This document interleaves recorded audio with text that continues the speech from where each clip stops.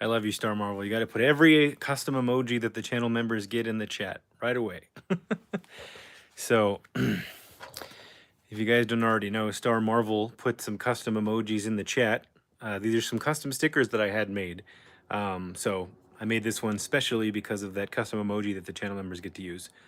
My homage to Mod Podge. Mod Pod. And then this one, of course, is supposed to represent me. I think it does all right. What do you guys think? 5 people in here and I got 5 likes. You guys are amazing. Thank you. So yeah, anyways, just to now that since somebody brought it up in the chat with the emojis, if you guys want to support my channel and support my work, you can head over to my Etsy shop. It's a little sticker packs now of some of the things. So we got my OW Art logo. We got a chrome version, the regular version. I'm going to have this on a t-shirt soon too. The Mod Podge and the Moustache. So thank you guys for being here. Today we are going to work on a freestyle Cambodian jungle battle ruins diorama for the JoyToy Fear 5. I don't know if it's supposed to be Fear V or Fear 5, but whatever it is, it's really cool. It's a cool toy. I love it very much, and I actually got it for free because of my points at Sideshow. It wasn't gifted to me, but I had all these points left at Sideshow, and I was trying to figure out what to buy, and I stumbled across that whole list of all those 1/18 scale and 1/22 scale, I think 1/22 scale figures, and I was like, this stuff is awesome. I could see how anybody could get quite addicted to it real fast. So let me show you what I'm talking about. That is this guy, this 1/18 scale mech. What's up, high school? So I've been wanting to do something sort of jungly, and I love Cambodian like temple architecture and stuff. And so I thought it would be cool to kind of emulate some of that for this guy, because I think this guy's sort of a gray blue with orange highlights, and I thought that would look really nice against like a gray green background, since he's mechanical, like something that's like more organic and breathing some sort of organic nature life into the diorama as a juxtaposition against him would look really cool. So, but I'm just gonna freestyle. I think I'm just gonna make some ruins and make all kinds of different ruins and pieces and things. And then once I have all those pieces, assemble them onto a base. So I'm not going to start with the base. I'm actually going to start with the pieces, and then excuse me, and then assemble it onto the base however I like it, and then decorate the base. You know, add in mud, water, sand, plants, whatever we're going to do. And I was thinking it would be fun. We did vines and a tree in the Gambit Danger Room Savage Land transforming diorama live. If you want to go see how we did that, go check out that video. It's like 6 videos long, but I think it's worth a watch if you're, especially if you're newer to dioramas. There's a lot in there. And but I thought it would be cool to do a different style of vine or more like tree roots, because if you look at a lot of the Cambodian jungles, they have these really beautiful root systems. So I thought it would be cool to do the temples but the ruin pieces, and then place them around on the diorama, and then add in like sand and rocks in our substrate and things, and then do like a cool root system over that. I was even thinking about maybe putting an alligator in the diorama, whether underwater or like sticking out of the ground or something, because they have alligators and I think it's crocodiles in Cambodia. I was looking up wildlife to see if there would be any cool wildlife we can put in it, because I've never done that before. That would be a lot of fun. So anyways, that's what we're working on today. 15 people in here, 9 likes. 9's my favorite number. Thank you guys. I appreciate that. And yeah, I'm just gonna freestyle it. I have 2 boxes of scraps of different kinds of foam, and I have some rough ideas in my head, and I have a bunch of saved images I downloaded. I'll pull up on my iPad, and I'll show you guys some of those sort of for inspiration. I'm gonna kind of do this like a lot of interior designers actually when they design homes. They're trying to kind of find inspiration pieces or inspiration colors and themes that they want in a house, and then they go on a shopping trip, or they go on they go visit builders and architects and engineers and design the home or the interior or whatever based off their inspiration pieces. So I'm going to sort of take that approach to the diorama for this guy. Cambodian jungle ruins, but sort of loose, and just make sure that the doorways and things are in 1/18 scale, because this guy comes with a 1/18 scale driver for this mech. And I think I actually have him up here. I forgot to pull him down now that I say that, but I'll have him out in a future video. But anyways, make sure those doors are about 4 or 5 inches tall so that he can walk through them and they're properly scaled. And then we'll probably do some broken ruins. Maybe we'll do some like little artillery holes, and maybe we'll even see if we can incorporate some of this guy's mech footprints into like the mud or something like that. I know. And anyways, I think it'll be a lot of fun, and I'm gonna try to keep these a little bit shorter, and this whole diorama for this guy a little bit shorter than the last one. The last one ran way longer than I meant for it to. So, anyways, enough talking. Let's get to work. Hopefully, yeah. Okay, he's not gonna fall over. Thank you all for being here. Oh, there's the stickers. Gotta show those off one more time. There he is. Hello. I don't have a name for him yet. I should probably name him. Who's here? Let me see who's here before I get going. We got Star Marvel, of course, leaving all those awesome emojis in the chat. Star Marvel says he wanties one. Go figure go. Thanks for being here. High school. I said, hi, what's up, man? Thanks for being here. Bjorn, thanks for being here again. Star Marvel says, I like it a lot. Troy Dodson, what's up, man? Thanks for being here again. I really appreciate all your support. Level 0 Images, what's going on? Dio Forge, what's going on? That's a great name. You and Terraformer, man. You guys got some of the best names in the biz. So let me pull up these Cambodian jungle pictures. They're in my emails. Sorry, guys. I'm not as prepared as I usually am. We're literally going to wing it today. Here they are. I got to download them all. Okay. Sorry. I know this is exciting to listen to. Save 10 images. I have to download them all. Okay, well, here's one. So this is what I'm talking about. We probably won't get this hyper detailed. We'll probably just try to emulate the feeling of this. But they've got these beautiful root systems that go over the all the architecture, and then they've got a lot of like rivers and creeks flowing through it, and all this moss and lichen. I thought this would be a lot of fun to do. So let me just make sure all these images saved to my hard drive, so I don't have to leave my email open. I don't want you guys seeing all the things I buy off Amazon. Okay. Did they save? Only one saved. My goodness. I'm getting older and older and less able to work technology. Okay, here they all are. All right. This is what I'm talking about. This one I thought was good. So I saved all the images. That's like, I don't think we're going to be able to get this detail, but we can at least try to emulate something like this. So we'll probably work on the root system last, since it overlays, as far as the sculpting process, since it overlays all the temple stuff that we're going to create, or the ruin stuff. So we'll do this. I love repeating geometric patterns, and so there's a lot of repeating geometric patterns, and there's little like motifs. I'm not going to carve any idols or anything like that, but I'm just going to emulate the architecture here. I stay away from stuff that's overtly religious, but I just love the beauty of like Angkor Wat, which is one of the main temple that's in Cambodia, and a lot of these beautiful ancient architectural motifs and stuff. So I'm just going to try to emulate that. And they've even got wood in here, like propping up some of the architecture so that it doesn't collapse. So it might be cool to like add some of that in, since we have a mech that's going to be coming through our jungle. It would be cool to kind of maybe do some of this to make it look like somebody was trying to salvage the ruins, stuff like that, you know. So there's another. This is the one I used as the thumbnail image because I thought this really represented sort of everything I liked, except the water element. But it's pretty close. And I think if we wanted to do a big tree, we could use the same method as we did before. Or we could try some new ones. Thank you guys for all those likes. I appreciate that. It's another example of the root systems they have. We're going to do this, but I'm going to do this probably with sculpting clay. I think that because I took a really long look at this, and this stuff is quite smooth. And I think if we use the same method we used to make vines on the Gambit diorama, it won't actually look correct to the actual botany of these plants here in Cambodia. They're not necessarily vines as much as they are roots, and so they need to be more solid and have less of a texture. And so we'll probably actually sculpt like individual strands and roll out pieces of clay and then web it out over the pieces. That's kind of what I was thinking for doing this. But again, I have no plan as layout. I'm just going to make pieces and try to have them match style-wise, and then start to kind of layer them together. So this is essentially what we're going for. And I don't know how big I'm going to go. I think that's just going to get dictated by how many pieces I make. And so I figure if we try to cover, you know, half of my cutting mat, roughly.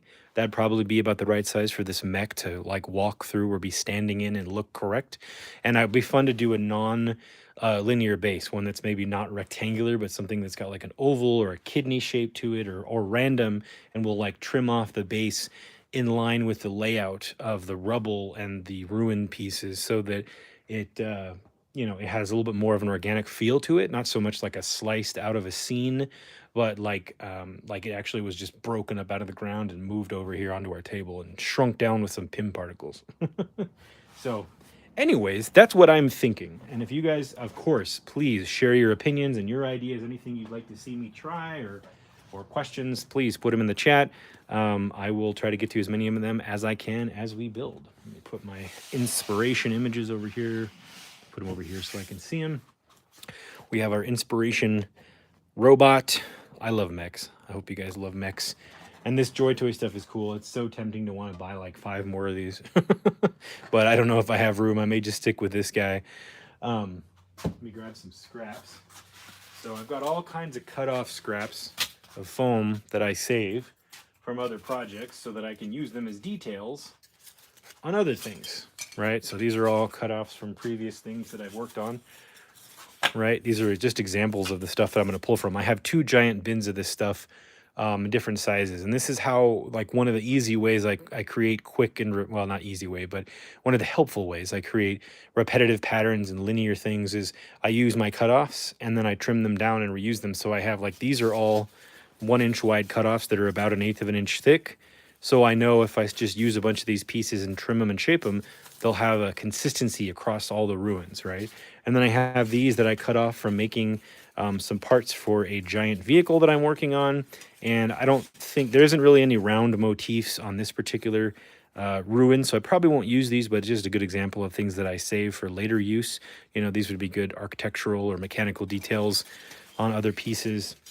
And then these are cutoffs from like large pieces of 2-inch foam that I can take and trim down and make extrusions, you know, off of rock and stuff like that.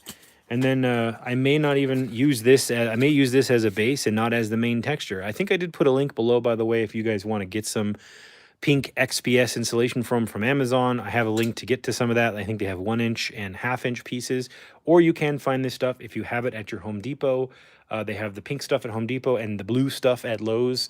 I do hear more and more that it's less available in certain regions, so there's an Amazon link to get it really cheap if you want it below, as well as cutting mat and a knife and some of the things I'm going to be using today.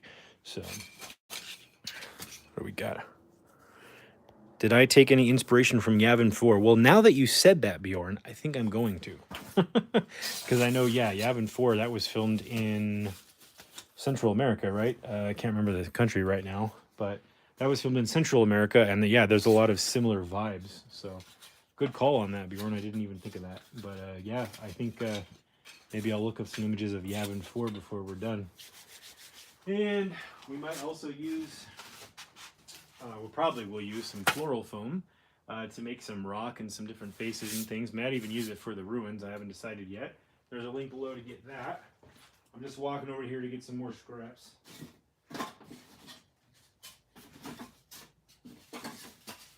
Got all of these cutoffs from previous projects that I saved because they have either, a couple of 90-degree angles and a flat side. Go Figure Go, I appreciate that. Go Figure Go sends in a super chat. I said, thank you for all you do, man. Hey, I appreciate that. And yeah, I'm trying to do as much as I can that I have time favorable for it because I got a lot of commissions I'm always trying to catch up on here and work on and just trying to keep my life going while I transition more and more into this. And your guys' support always helps me do that. So just being here, giving me a thumbs up, that is extremely helpful. So I really appreciate it. All right, so again, scraps. These are all cutoffs that I use. These are like old ones where I used a hot wire to slice this in half and did a bad job. But I figured this isn't worth throwing away because I can use the other face for projects like this. So, so yeah, maybe we'll just start with a simple wall and just see where it takes us. See if we want to add to it or do multiple walls. I don't know. So let's 1/18 scale. What did I say? That's about 4 inches in height, well, 3 3/4, but 4 inches, 4.5 inches for a door, roughly 5 inches for a large door. And you probably want to go, I'm just using my cutting mat to get a rough idea here, or this ruler. So if we go with just a wall that's higher than a door frame height, so a door frame would be about 4 inches for a small door frame, 5 inches for a tall door frame, and we want some detail above it. So if we go 7 inches in height, that's a good sort of starting wall height to build off of and add things to. So I always try to, if I have a known dimension like a door or a window, I try to figure out where that needs to be on the plane of material that I'm going to be cutting or carving or whatever I'm doing to it, so that I know how big I should start or how small I should start. Because I obviously don't want to make something that's 5 inches tall and then try to cut a door into it for my guy that's 4 inches tall, because then I'll only have this tiny little piece of foam above the door and it may not look right. So knowing this stuff ahead of time is good. And 1/18 scale is typically 3 3/4 inches tall figure, plus or minus. So you can round up for a small door, round a little higher for a big door. 1/12 scale, my door is usually 3 inches by 7 inches because of the same basic thing. Figures are about a little over 6 inches. You round up, you get 7 inches. That's your 6'8" door in normal life. So quick scaling. Those are the sizes I typically use. So yeah, let me stop talking myself into oblivion and start cutting something. These are all pretty wide. Whoops, pretty skinny, I mean, not wide. Let's start with, let's see, how tall is this? That is, oh wow, that's exactly 7 inches. Perfect. This is why I like scraps. I don't have to start milling down a large 2x2 or 1x1 or 12x12 piece of foam. I could just start cutting on something that I've already got. So we've got a flat factory edge here and then a cut edge here with a little bit of a warble in it. So I'll probably make the flat factory edge the bottom so that it's stable. And my warbled edge I'll either add to or trim off of as I build here. So maybe something I noticed about these ruins is you've got these little insets here where they're like set back into it. So it's usually good to start with the largest detail or the most pronounced detail that cuts into your piece of foam first and then stack on top of it. So maybe I'll cut some of these little inlets here and then we'll stack those back and then we can start adding on top of it. I'm going to use my hot wire cutter for that. Well, you know what? I'll take that back. I'll demonstrate to you how to do it with a knife, and then for speed's sake, I'll switch to my hot wire cutter. Because you can do it with a knife. If you just have a knife, then it's no problem. I just like doing the hot wire cutter because it's a little bit snappier, a little bit faster. So this is my knife. I think this is the 3/4 inch blade, but I also have a 1 inch blade and a 3/8 blade. They're all very useful. So, and this blade might be dull, and I'm using my factory edge to line up my linear things. Yeah. So I'm gonna use my cutting mat as well to make sure that my ruler is straight against my factory edge down here. Because if I use my non-factory edge, it might not be actually straight, so I could get doors and inlets that are all at weird angles. So just a little tip there. So I'm going to line this up and measure up. I'm going to use a pencil. Something too, if you use a pen on foam and then go to paint over it, the pen ink doesn't really absorb into the foam much. And as such, when you go to paint, it wants to push up through the paint. So I would caution you guys against using pens on foam unless you're going to cut like an actual colored ink or black pen, not necessarily for other uses, which I can go over in another video, but drawing onto the foam, it can leave ink that will bleed through your first 2 or 3 layers of paint, and then you'll be mad at yourself trying to paint over the ink that's coming through. I've done that many times. So I'm going to go ahead and go with a pencil, or you can even just go with some type of tool that will leave an indentation in your foam so you know where to cut. So I am going to line this up 1 inch from my end here. And I'm going to go, let's see. You know what I'm going to do? I'm going to go ahead and just score a line here. And then I'm going to go over, let's see, how far do I want to go over? 1, 2, 3, 4, 3. I'm going to go 3 over. 3 feels like a good dimension. Trace, 1, 2, 3. 1, 2, 3, 4. Hit the alligator. All right. I totally just rewrote the lyrics to a Jack White song. 1, 2, 3, 4. Take the elevator at the hotel. You are, I'll be glad to see you later. I don't know why. I think I said alligator before, so I was saying 1, 2, 3, 4. Hit the alligator, but it's 1, 2, 3, 4. Take the elevator. Wow. This is what my brain does. Okay. Enough gibberish. All right. So then maybe we'll go. Let's see. So now I might do another one over here, and then maybe some other detail in the center. See, I'm just freestyling this here. So as I make it, I kind of see what's going to work. So same thing over here. I'm just going to come. Actually, I'm going to cut this off because it's totally not straight. So I'll cut this off in a second. Cut that off. And then I'm going to do this another way. I'm going to mark here with my ruler. I'm going to mark 1 inch. I'm going to mark 3 inches. And then line these up with the proper lines on my cutting mat. Do one there. Do one there.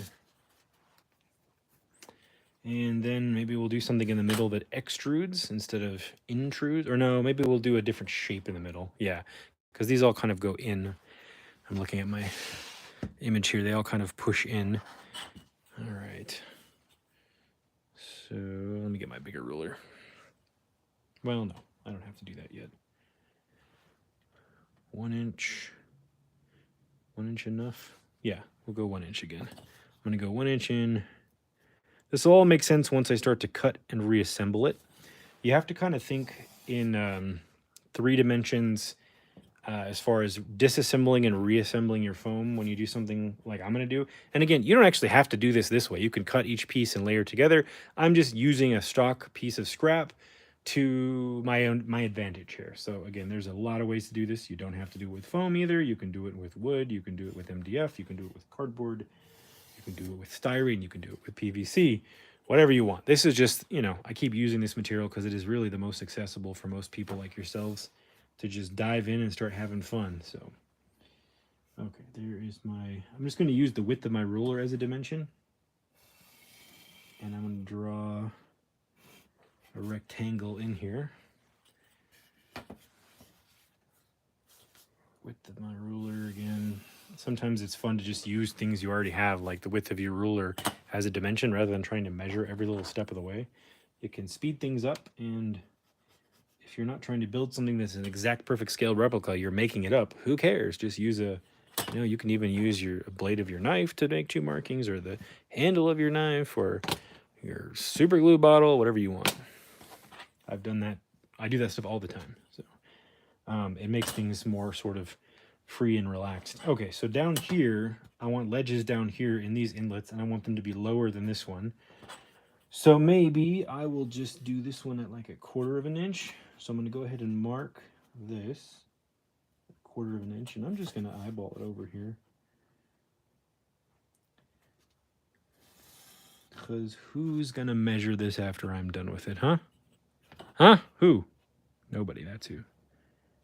1 inch. Go Figure Go has been doing some live streams on his channel, by the way. So if you guys are interested in not just listening to me ramble on and on and on and on, you can go listen to him ramble on and on and on, like all of us YouTubers tend to do.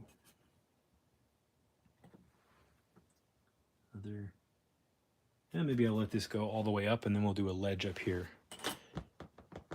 Yeah. Yeah, okay. So now I'm going to do some cuts. I'm going to do this here with my knife, and then I'll maybe switch to my hot wire cutter. Or maybe I'll just do it all with my knife. I don't know. We're making it up as we go. So I'm just going to line up my cuts. It's always good to do some sort of layout on your foam, at least for the general dimensions, so that you don't get lost in your own cuts and then cut something you don't want to cut. So here we go. Is that one? Yes, it is. So with a cut like this, my blade might be a little dull. We'll find out in a second. But with a cut like this, I generally try to go only about that deep on the tip of the knife for the first pass. And I try to make sure my blade is not tilting one side or the other, but is as perpendicular and parallel with the foam and the table as possible, especially for the first 2 or 3 passes. That'll make sure you get as straight of a cut as possible. And don't knock your ruler out of the way as you go to make your cut. Okay.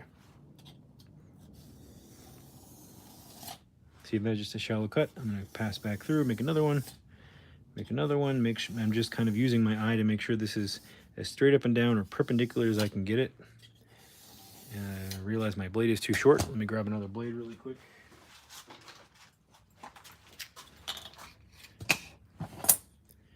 That blade is not going to go through that foam. Even though it will cut it, it's not long enough. That's another spare one that I don't need right now. Okay. Get adult supervision to help you change knife blades, children. Okay. Okay. It's got some oil in it. Got a lot of drag on this because there's oil on the blade from storage. That's okay. It's nice and sharp. I think that did it. Yep. So you can get a pretty nice clean cut. You're going to get a little bit of tear out. It's very hard to avoid when you're doing it with a knife. But if you're doing something like ruins, like we're doing, ruins have detail and they have weathering. So I don't really fret about tear out when I'm doing something that I'm going to be adding texture to, like even brick, you know, the tear out is just going to kind of add detail, and it might be hidden by the time you layer things on it anyways. So don't fret too much about tear out on something like this. Here we go. Thank you for those likes, guys. I appreciate it.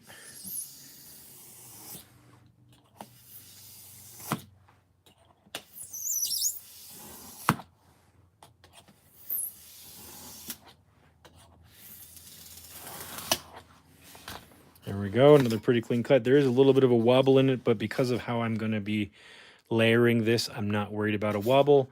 So for other projects, you might want to be concerned with that, but for this one, it shouldn't matter.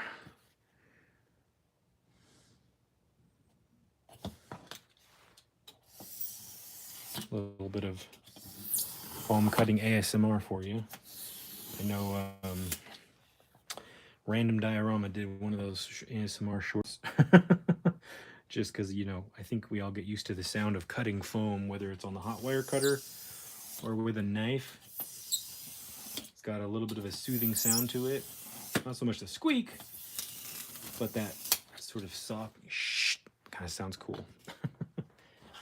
The knife, and then I think I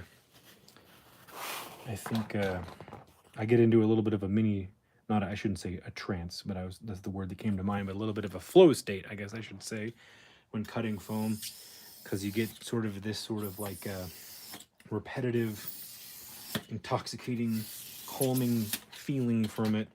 So that happens to me sometimes when I'm doing a repetitive thing, whether it's painting or cutting or trimming or sketching.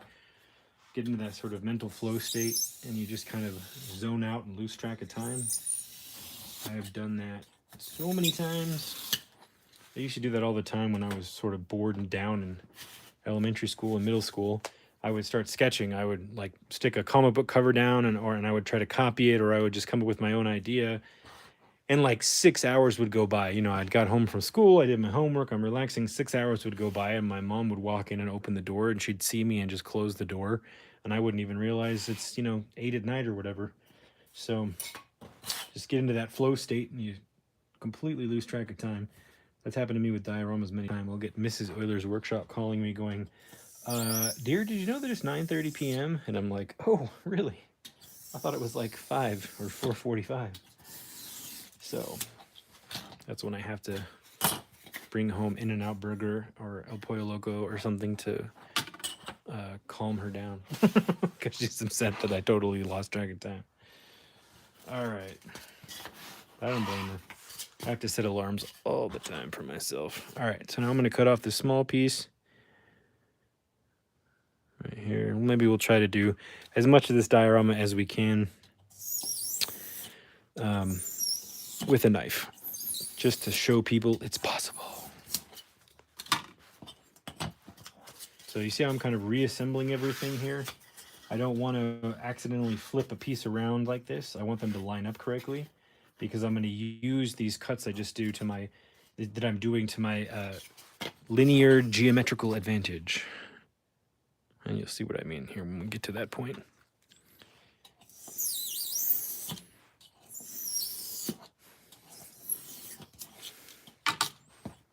You guys are going to see some cool stonework in this diorama, I think. Some methods of making stone with foam, or at least some simple stone with foam.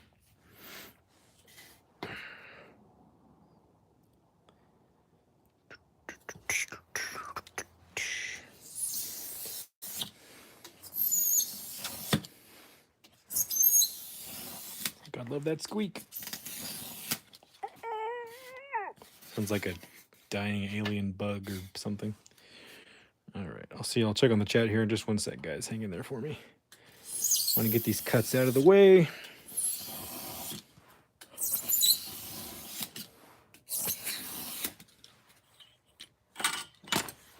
Okay.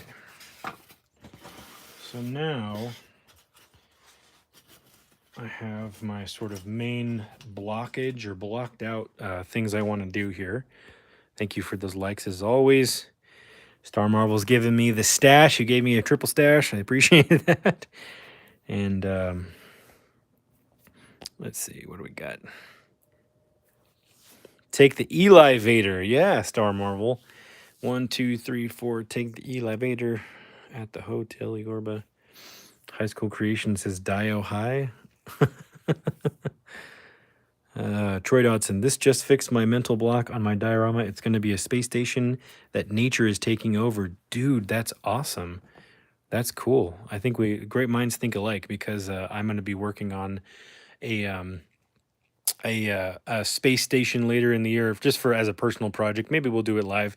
That's got some plants in it. Not going to be like nature taking over, but I thought it would be cool to do like plants in space. You know what I mean? Like a like a testing growing seeds in space, but like I'm gonna do it with aliens. So anyways, I thought that's cool, man. It's amazing how like so many people, I'll get an idea and then I'll go on Instagram and I'll see like 30 other people already did it, and I'm like, that's encouraging and discouraging at the same time. But if you happen to find that you have the same idea or a similar idea as someone else, don't be scared to do it. Give it a shot. Give it a try, because you might learn things doing it, or find another way while you're doing it that you like, and it'll differentiate your work. So I've been there many times where I was like, oh, I don't want to do that now because somebody else did it and they did it really well. But then I find if I just ignore it and do my own version, I learn a lot and I have fun and I have something that, I can be proud of when I'm done. So anyways, if you come across people doing the same thing, like a lot of us make alleys and we make streets and we make brick walls and stuff like that. So, if you see somebody that's done one and you had an idea that's a variation on it and it was the same as your idea, don't worry about it. Just do it. Do your thing, So you'll find that you learn more that way. Hey, Josh B. Thanks for stopping by, man. Go Figure Go is singing a song for me. Stormroll says, are these detail pieces that will go against a larger back? No, this is going to be like a wall. So let me just show you guys here. Got some glare from my shop light. But I'm thinking like this is a wall right here in the background of this. So I'm thinking of trying to make something that looks sort of similar to this wall. And then we'll make another wall. We'll have some intersecting walls. And then we'll do maybe some crown pieces like they have up here. And then start to do individual blocks and bricks and things like that. Maybe we'll cut brick into our piece after we lay it out. I don't know. But again, I'm just kind of making it up as I go along on this one, freestyling it. So what I cut these out for is so that I can do stuff like this, where I can now, see if I can hold this together without pins for you really quick. I can now use this and I can inset the bigger piece. See what I'm doing here? And now I have an inset piece. And then when I go to add texture to all of it, I can texture the whole thing like it's all one piece of laid stone. And then like in here, I can, sorry, it's hard to show unless I glue it and pin it, which we'll do in a minute. But now since I cut this middle piece out, I can have, sorry, I'm not holding this correctly. I can have this inset piece.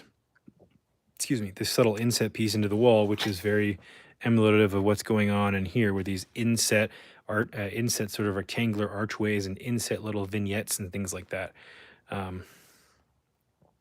Yeah, I'm working to 1/18 scale, so this is smaller than you might normally see me working in. We did the Gambit, which is 1/6 scale. We did the AT-AT, which is 1/6 scale. This is 1/3 of that size. So this is smaller than a 12-inch action figure. So we're going with a smaller scale for all of the people and all our friends that do Gundam and mechs and acid rain figures. This is kind of for them, you know.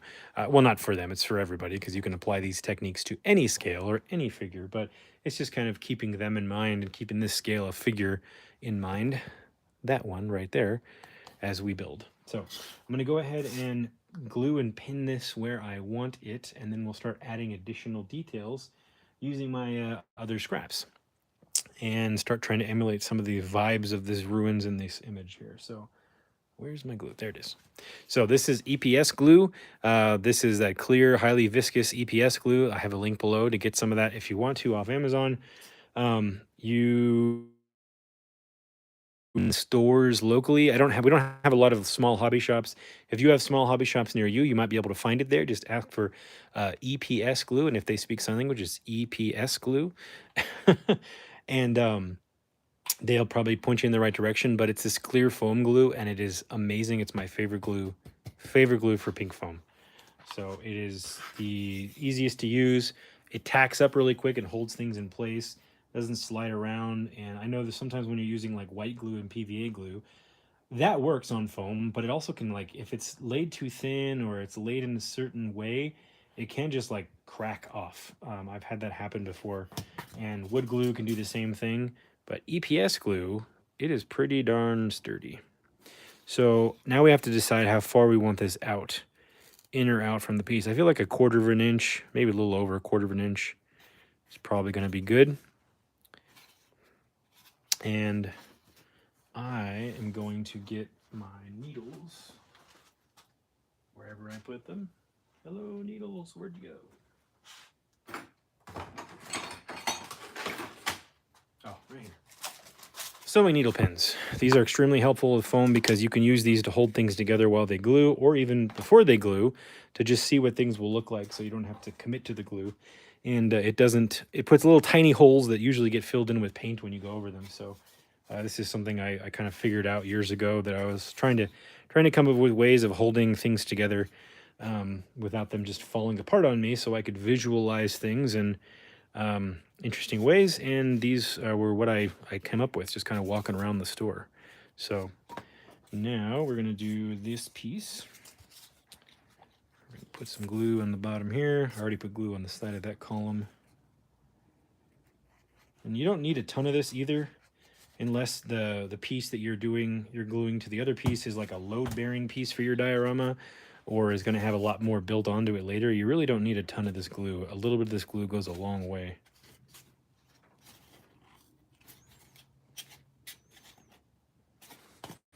Yeah. And now we can glue this one on. We've got like an instant little inset detail going on here already. We just layer the pieces back together.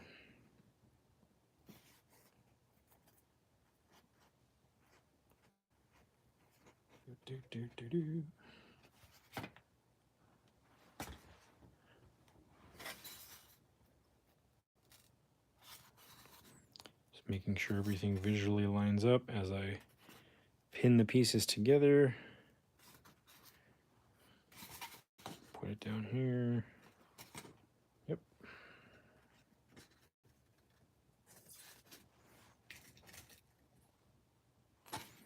I came up with a method for making OSB, or miniature OSB plywood, that I shared with my channel members this week. So that was my thank you to them for this week. I've got a commission I've been working on for far too long for somebody that I was going to use that on. And after talking with them, we're going to adjust and we're going to do a little bit of that on certain parts of the diorama, and then more of something else using the same method on other parts of the diorama. So, but I came up with a cool method that I had been thinking about to do that. And so my channel members got to see that this week.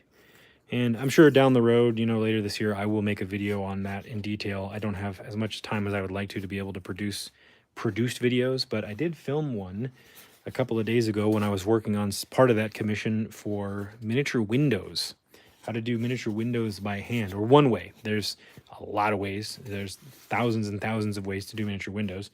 But I filmed one of the sort of, again, most accessible entry-level ways of doing it by hand, using materials you probably already have lying around your house. you don't have to go buy anything, or at least if you have to go buy something, you might only have to go get like glue, you know. So I'm gonna finish editing that video, and that'll should be out in the next 2 weeks or less. If not this week, maybe next week, end of next week, I'll be sharing that video with everybody. So I keep trying to film things as I do them, and then I keep getting in a rush and not being able to get everything I want to get. So I start getting distracted sometimes. So I have to remember to film things, because I get into that flow state and forget about filming things when I'm making things. So yeah, I'm gonna go ahead and set this one back. And what's interesting, when we're done, we'll have a totally different pattern on the back side when we're done with the front side here. I'm gonna stand this up. All right, my hand is kind of blocking it. I apologize. I'm just holding it in place and pinning it. And I should be able to pull the pins out of this by the end of the stream too, because that's how quickly this glue tacks up. That's why I really, really, really love this glue. Does that go in farther or out? I was thinking of having this come out, but I think now that I have this laid out, going in would be better. Yeah. Do you concur? I'm going to concur with myself. I concur, Dr. Euler.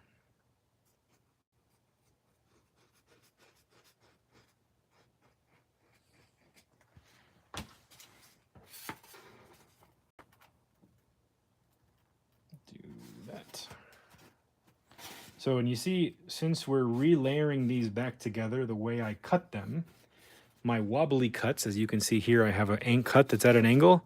It doesn't matter because we're only going to see it from this side. So since we're reassembling the same pieces that we took apart, it's just completely irrelevant. And I realize I need to put glue on the other side here. It's just completely irrelevant if your cut's super at, or not super at an angle, but slightly at an angle. Super at an angle is not good, because then it might be a problem for you.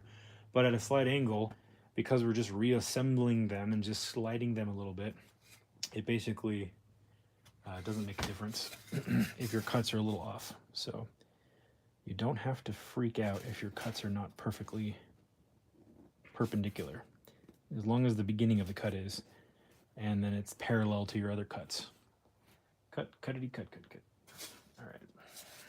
I'm going to use this to hold this up. I love scraps. Okay. Okay, I don't love scraps. Stay there. Stay where I need you to stay. Okay. So I'll put some glue on this piece and we'll pin these together. Wow, thank you for the likes again, guys. I appreciate that. I love looking back and seeing all the likes. Okay. Just spread this around. And we'll spread some here. And we'll put that right there. Derp-a-derp. Okay, fine. Fall over.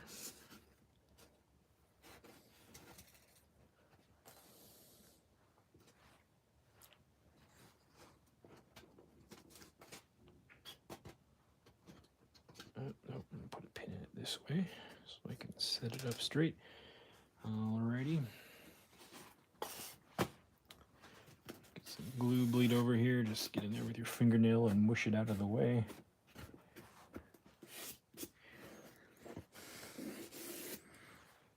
Alrighty. I'm going to flip it around. Put some pins in the back. Hold it in place this way.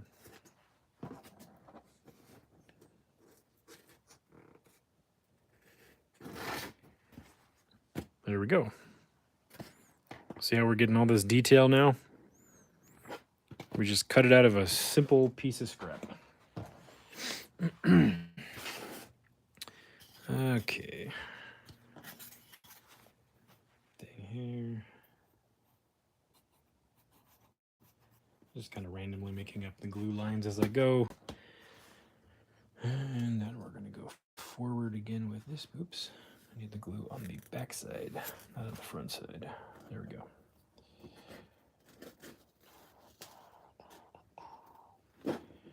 I'm going to use my cutting mat to make sure things all stay lined up face-wise.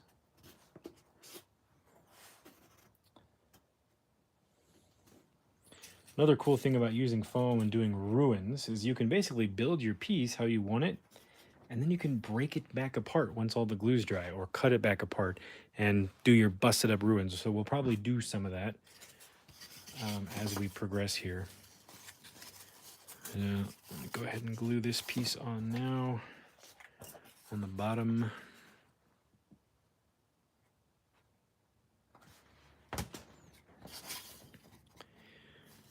And guys, if this stuff is a little bit too daunting for you and you want to try something and making a miniature, I have a link below to my Etsy store, which probably won't stay in my Etsy store forever. I might have a website separate later, but that's coming down the road. But for now, it's my Etsy store, and you can get miniature templates for making miniature boxes, pizza boxes, McDonald's food boxes, Burger King, soda cups, miniature like brown boxes, like Amazon, FedEx, UPS style boxes. You can buy pre-printed sheets for me that I've made for you, or you can buy them as downloadable files, and you can print as many as you want. And if you do that, please just do that for your personal use. Don't, you know, resell them or anything like that. I would appreciate that. But if you want to download a file and just print a bunch and cut them out and make yourself 50 boxes, you can do that. So there's a link below for that. If you guys want to give that a shot, or you need boxes for your warehouse miniature, I spent a lot of time years ago making those, and I just used them for me for the boxes that I made, and then I'm like, hey, I should make these available to everybody, so I did. And that's why I have 2 tutorial videos on how to make miniature boxes, the pizza boxes and the McDonald's stuff. So I have tutorials on those. So if you buy them and you don't really know how to cut them out and fold them, you can watch those. So everything synergy. We've got box making synergy. Also, I have another video coming out on miniature box making that is like super extensive, and it goes over like how you can make miniature manila envelopes, and how you can make miniature bubble mailers, and how you can fold the clamshell style boxes that you can buy, like gift boxes that open up like a clamshell. I have those available on my site, on my Etsy store as well. And so I'm going to be releasing a video going over all those different fold patterns, because they're different than the pizza boxes and the McDonald's boxes that I've shared.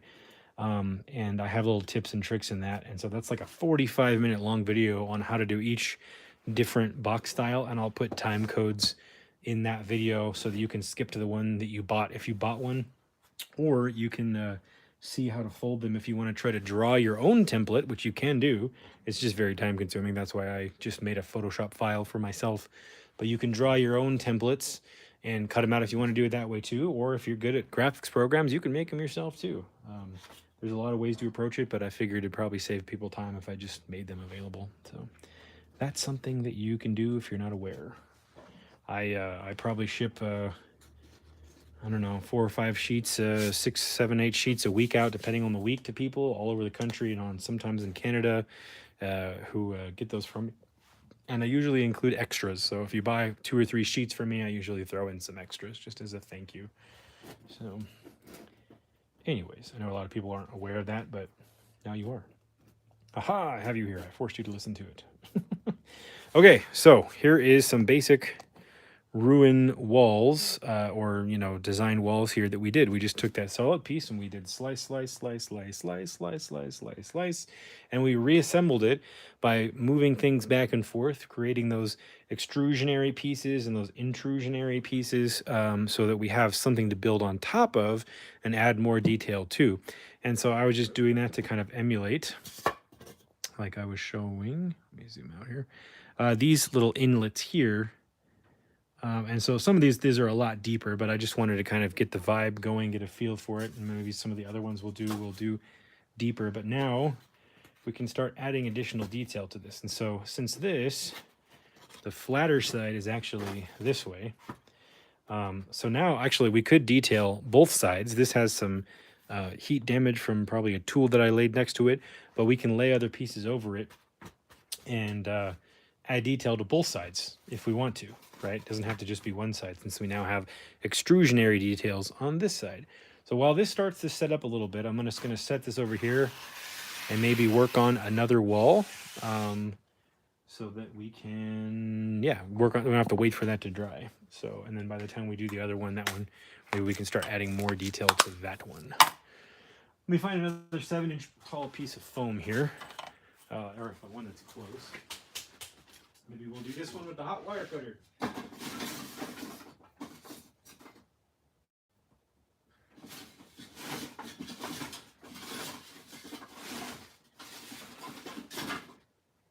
Do I have a 7-inch tall piece of foam?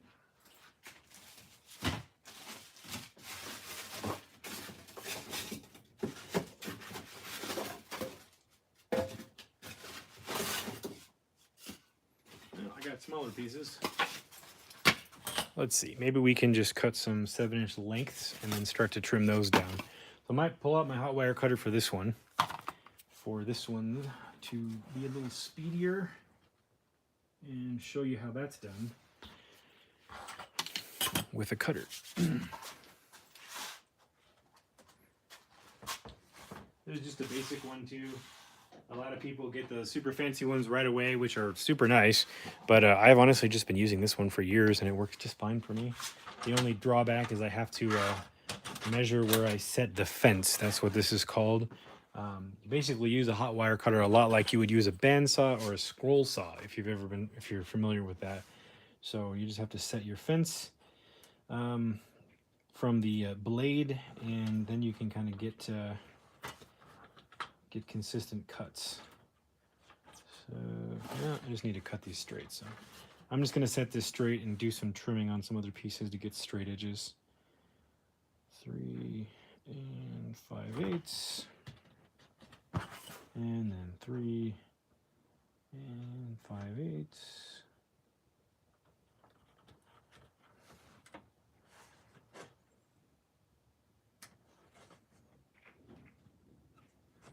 Three and 5/8. Okay. Now I can take some of these other pieces and just give myself some straight edges.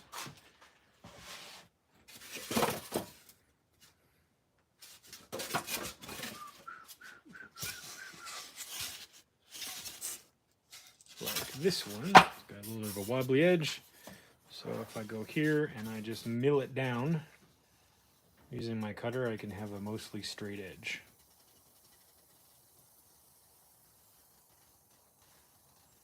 Bear with me.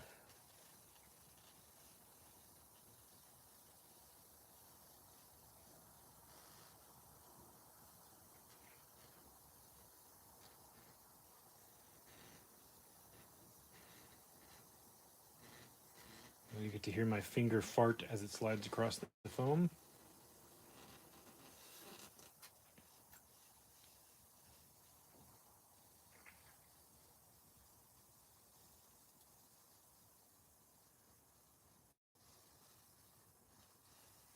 Almost there.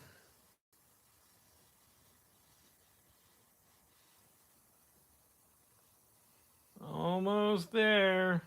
Stay on target. It didn't go in. It was a miss. No. What's that from? Tell me in the comments below. So this one's got a nice straight cut.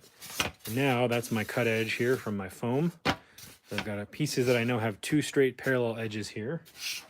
See, the rest of these actually look pretty straight. So I may just use these as they are. Or maybe not. Maybe I'll...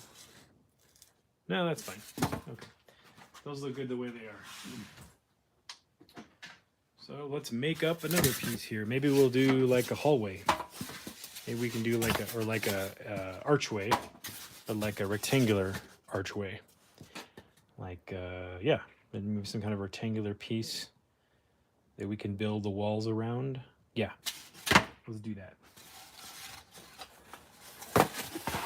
So these are all about, look like they're all about 4 inches. These are, yeah, they're 4 inches. Okay, so that's good. These are all pretty much the same width, and since I'm freestyling it, I'm not going to worry too much about them being a hair off from one another. I can always fix that later. And now I need to decide, do I want a 7-inch tall doorway? Probably not. I want a 5-inch tall doorway. So let's get the hot wire cutter back over here. Set it to 5 inches and cut some 5-inch sides for my archway. So is 3/8 and a 16th. Whoops, don't do that. Do. 8 3/8 and a 16th. Real-time art, folks. Real time. All the boring setup. You get it here on Oiler's Workshop. Okay. Maybe we'll cut. See if I have enough for 2 pieces. So, move my camera back a little bit. I'm just going to cut both of these pieces at once. I think I'm going to cut both of these pieces at once. Yes. Is it plugged in? Nope. Why did you guys remind me to plug it in? Derp. Okay. There we go. What a beautiful sight.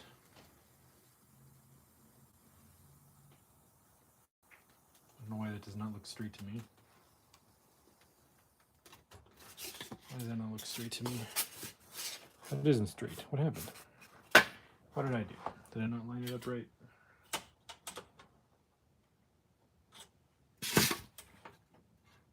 Yeah, I just wibble wobbled it.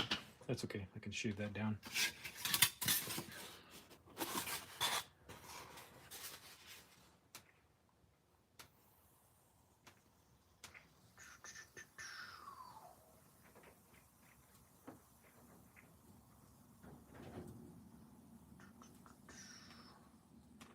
Cut a couple of these pieces at this size. Now that I have my blade set, might as well cut a few pieces.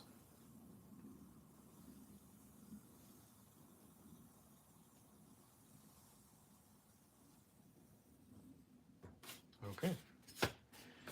Set this aside again. And there's a bunch of archway pieces. Let me zoom out here on this, and there was a cool picture of one of these that had some arches in it. Let me see what I got. Here we go. So something kind of emulating this. So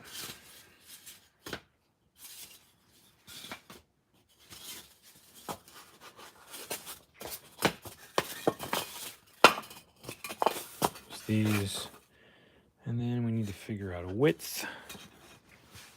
So what's a good width? 3 inches? I think 3 inches is a good width. So if I go 3 inches and I plop that up there, hey look, it's already cut the right size for me. So then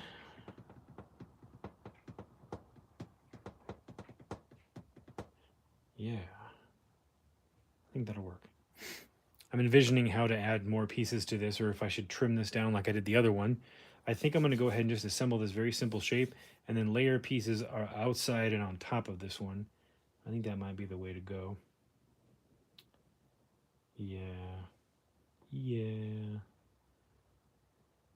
No. Yeah. Okay. Yeah. That's what we'll do.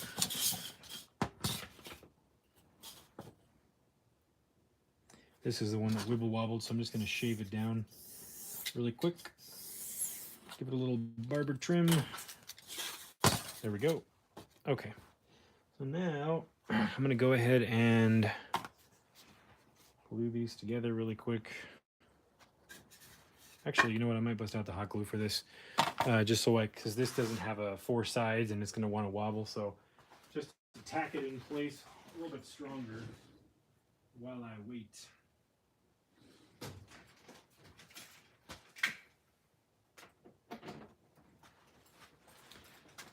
Let this heat up really quick. I don't use hot glue a lot because hot glue is the devil.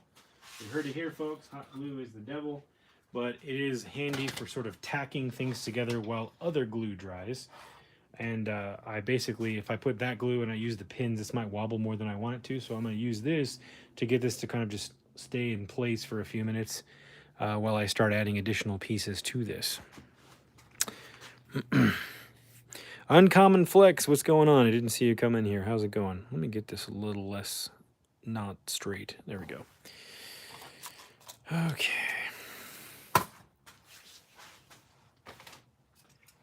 My wife worked at a grocery store and she brought this home for me.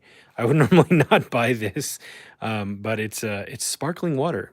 Liquid Death Mango Chainsaw Sparkling Water, or as my friend Mike would say, gas water. But she got this for free, so she brought it home and she's like, try it, see if you like it. So here we go. Live taste test. Mango sparkling water. Hey, that's pretty good. Actually, that's really good. It tastes way better than LaCroix.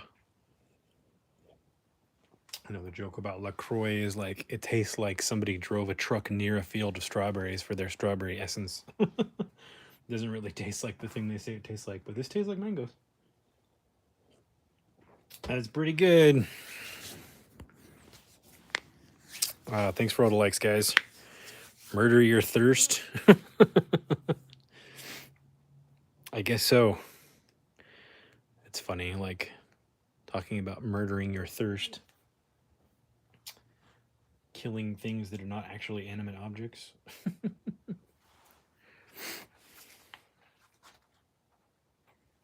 right, is this going? Are we going? You going? You doing what I want? Nope. Again, hot glue's the devil. Makes you wait for it.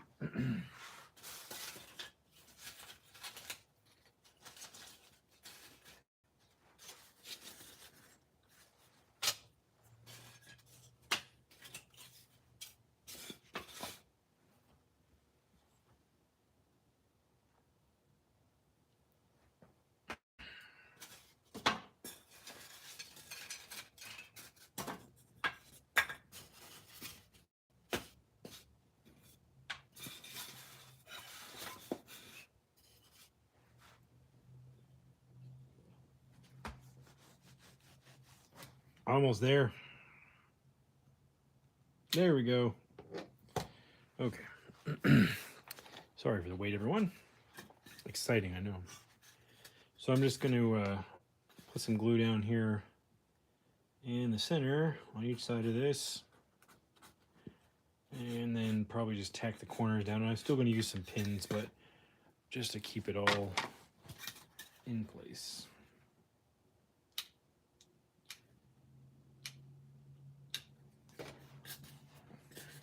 I hate hot glue.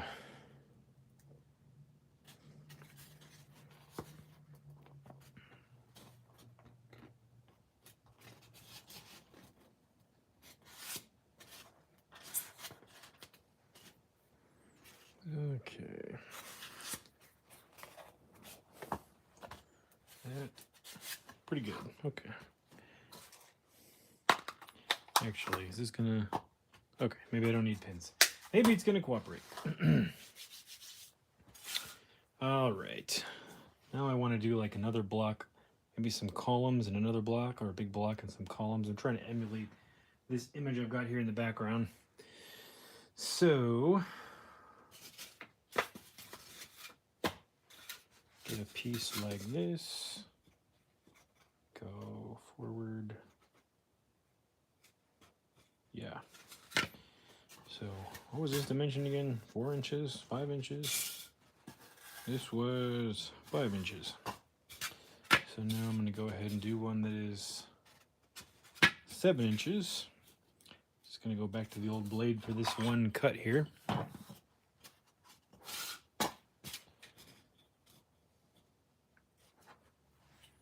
And 7 plus 6 is 23. There we go. Good old math helping me out here on this cutting mat. Okay.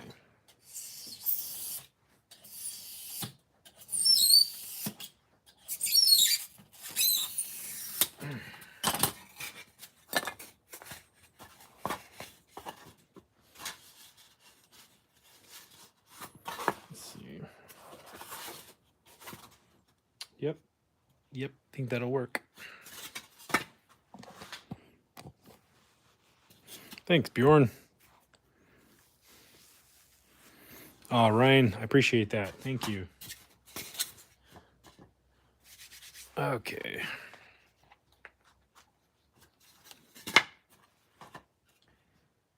Time for some more glue. Come on. This bottle's almost empty, so I don't have the weight of the glue pushing it out. I'm just... Come on. Go, go, go, go, go. Okay.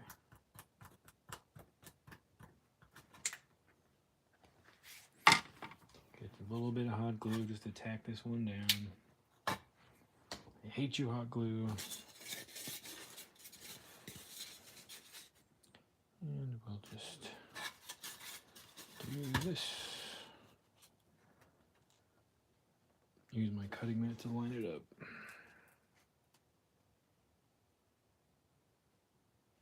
Alrighty. Might have to pin that one. Doesn't want to stay in place.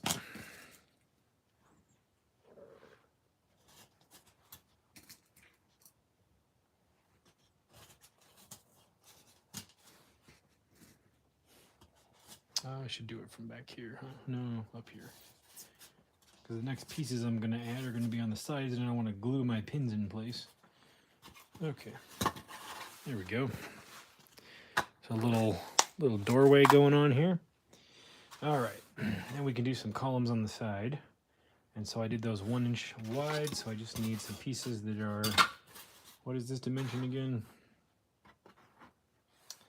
6 inches. Math. See if I have a piece that's already 6 inches. That looks like it's 6 inches. There it is. So now I need some pieces for the side here.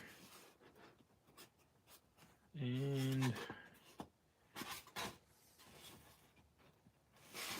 we'll do them at the same depth as this. I'm just gonna, we'll go to here. And that is, what dimension was that? That is 4.5 inches. Okay. 6 by 4.5.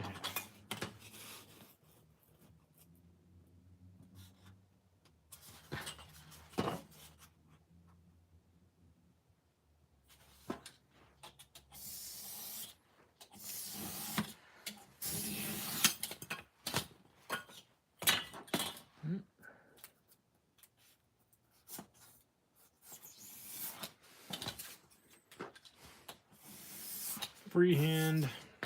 Okay. Do another one right here. I'm just going to use the piece I already cut as my guide for my next piece, since it's the correct dimensions.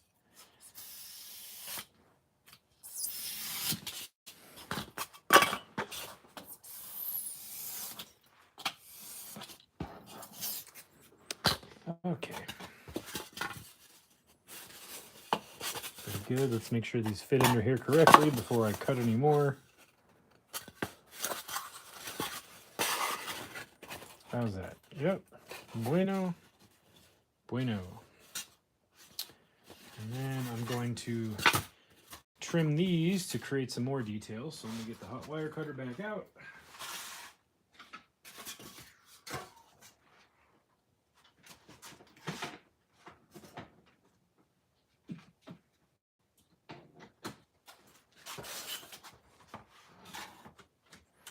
Set this to a 1 inch depth on the fence, which is right there.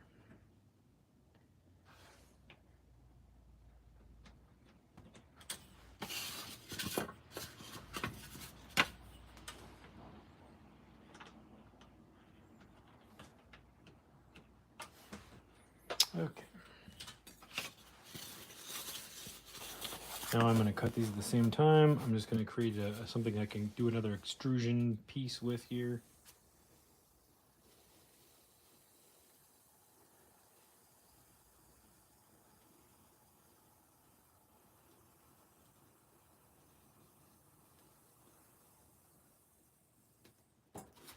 Okay. And I'm going to do the bottom as well.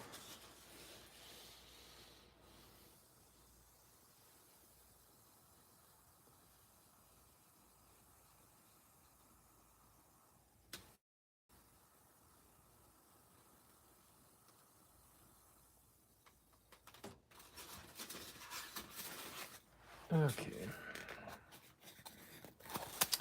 There's those. And the same basic principle that I did in the last one, I'm going to inset these and then flip them up to create some interest on the piece. I'll go in here and glue this piece on. Down here and glue this piece on. I want these to be dimensionally sound, so I'm going to use my cutting mat to line things up.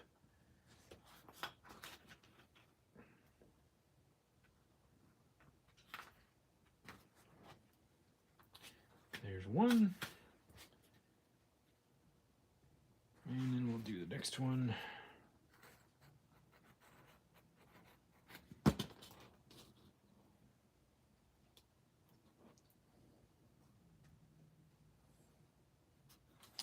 And then we'll do another one over here.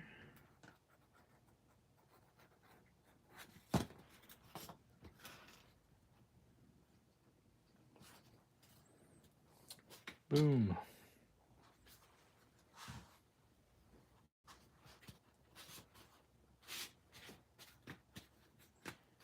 Okay. I'm going to glue this on here. Yeah, we'll just do it like that. And even though you guys might see like weird seam inconsistencies, like right here, there's a splitting seam. Things get covered up as we go, as we layer more materials, as we add paint and texture. Things will kind of start to get hidden. So if that's something you're like, hey, that looks like crap, just hang in there. It's all part of the plan. It's all going to come together by the end. So, unless I do stuff like that. And get glue everywhere. Don't do what I just did. Don't do what Donnie Don't does. If you know what that's from, leave a comment below. That is a reference to a television show. Come on, I need to get a new bottle of glue. Okay. I'll put a dab of hot glue on this as well.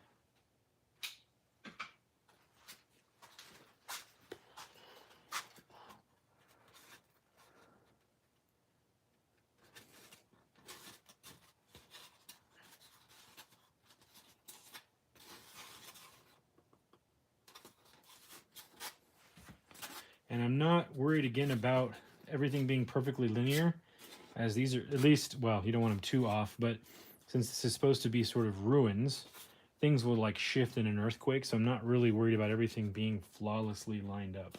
And in fact, I think it will actually add to the illusion if things are kind of offsetting from each other a little bit. So just something to consider for your ruins. You don't have to follow my ruins recipe. You can do your own ruins recipe.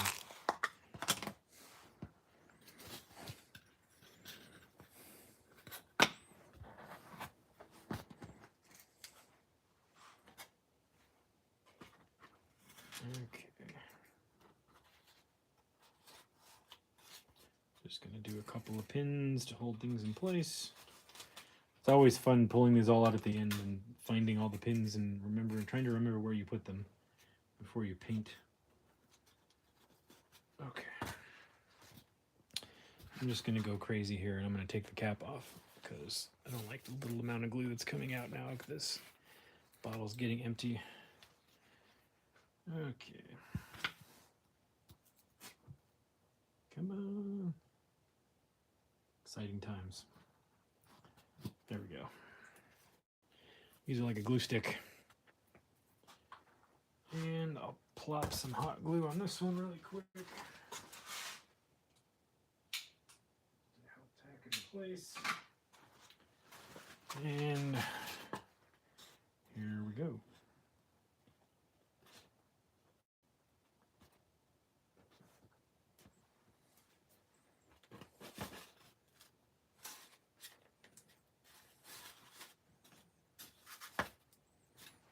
Okay. Just pinning it up.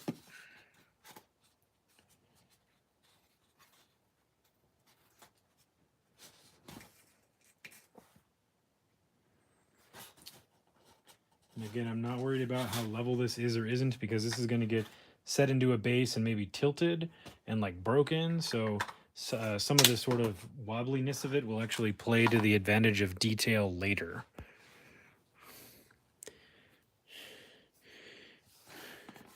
All right. High School Creations says math. Yes, sir.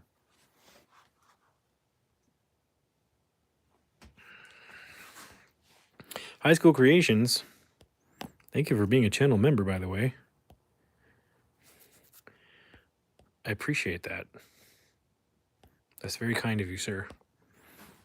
Big fan of your work. Big fan of that giant city you're building.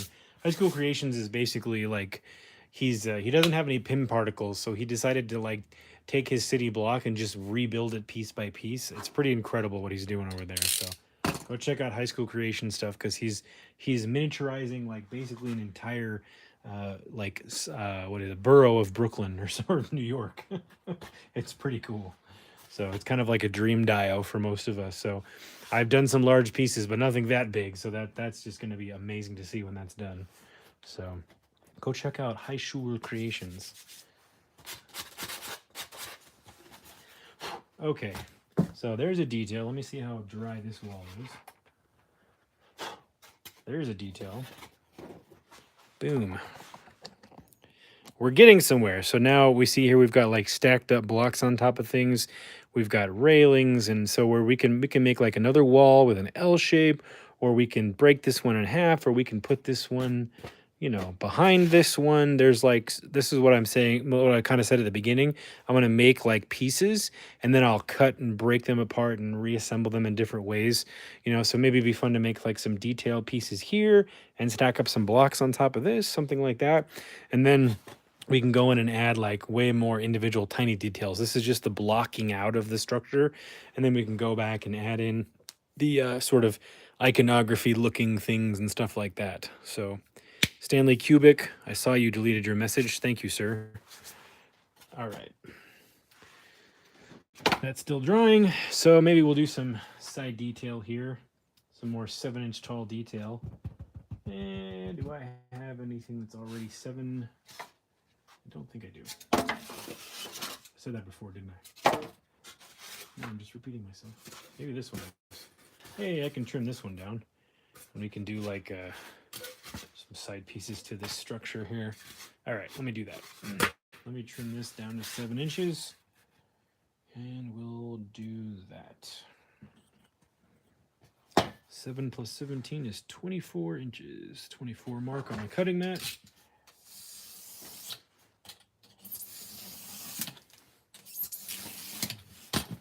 There we go. I work better, faster too. I'm trying to make sure I explain as much as I can think of as I'm doing it. And I see I'm not getting a lot of questions, so I must be doing a good job. So at least I assume I am. But again, feel free to ask questions if something's not clear. But now that I'm kind of explaining what I'm doing, I'm going to pick up the speed a little bit here. 10 inches wide, 21. It's amazing how much talking can slow you down. I usually have music or a podcast on while I'm working. Whoops. And that's how I kind of blow through stuff. That one's a hair wobbly. Just slice that off. Unwobble these really quick. Be careful with your knife, you know, don't put your thumb past and go cut yourself. You know, you could very easily hurt yourself. So be careful when using a knife. Practice, practice, practice. If you don't trust yourself, you can wear rubber gloves. I've seen people do it.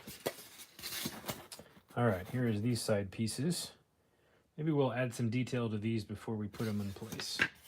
Maybe we'll do some little inset pieces like we did on the other ones, but a little bit different. So maybe we will do like this. We'll mark at the height of the ruler, and then we'll mark a second height at the height of the ruler, just for quick demarcation. We'll do some rectangular shapes in the center. do height of the ruler all the way across. Second height of the ruler. Just demarcate an indication of where I want these. And then I'll come in, what, half an inch on each side? Yeah, we'll go half an inch on each side. That's where I want that.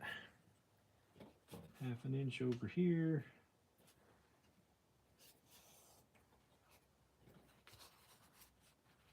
Half an inch over here.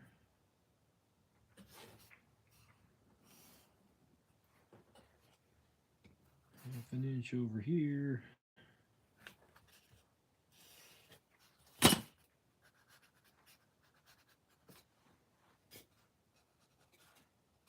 Okay, so we've got some televisions drawn on our ancient ruin here. And I'm just going to leave these demarcations. I can leave those as details, or I can use them as a guideline to apply some of my foam scraps later, which is probably what I'll end up doing with that. But now I'm going to go ahead and bust out my hot wire cutter and do the same process we did earlier, but with the hot wire cutter.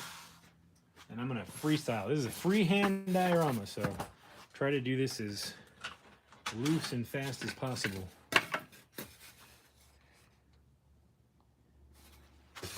Did it again. I'm not leaving it plugged in because it sucks a lot of heat energy. Or a lot of energy, so I don't leave it plugged in typically unless I'm just cutting foam.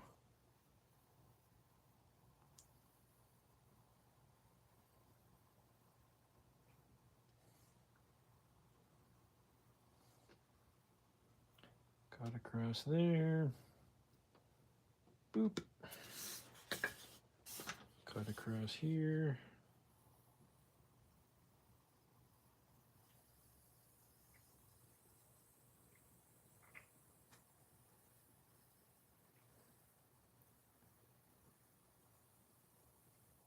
Boop.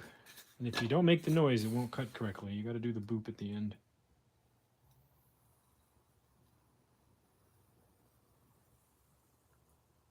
Boop.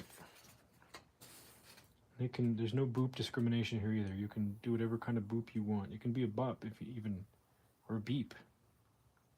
Beep. See, that works just as well. As long as it gets cut correctly. So there is that, and we'll reassemble that in a minute. I'm going to do the other one.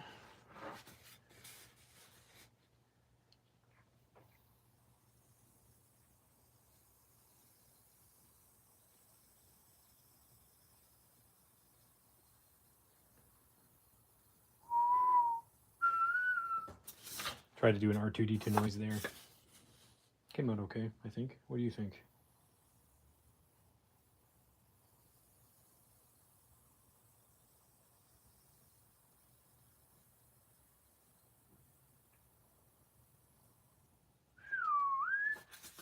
That was just a random whistle.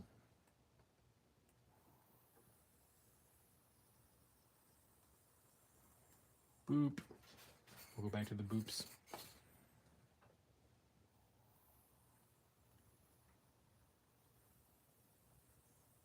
Beep. All right. That one has been successfully beeped and booped. Okay.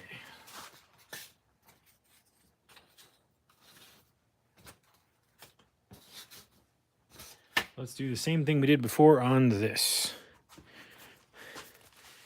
I ordered the glue you were using and the corkboard to make the road dial. Thank you for showing us your tips and tricks. I never thought to use cork for the road surface. You're welcome, Ryan. Yeah, that was my last live stream if you haven't seen it. So that is the live stream number, what was that, number 10. And so I went over like the basics of how to get started in doing road, a very simple way, but a very effective way of using cork. There's literally like 6 or 7 different ways I could think of that look really, really great using other methods. And we'll eventually get to those on other pieces on the channel here. But that's a really good way to get started, to get yourself some really, really like realistic looking roads. And as you start to experiment with that cork, you'll find that there's all kinds of other little things you can do with it that I didn't have time to go over in the video, that you'll see as you do it. You know, most people, once they start messing with the material, they start having a lot of the same ideas most of us have. You know, you start going, oh, I can do this, or I can do that. So I figured that would get everybody going with that material, get them started on it. So it's a very, very nice material to work with.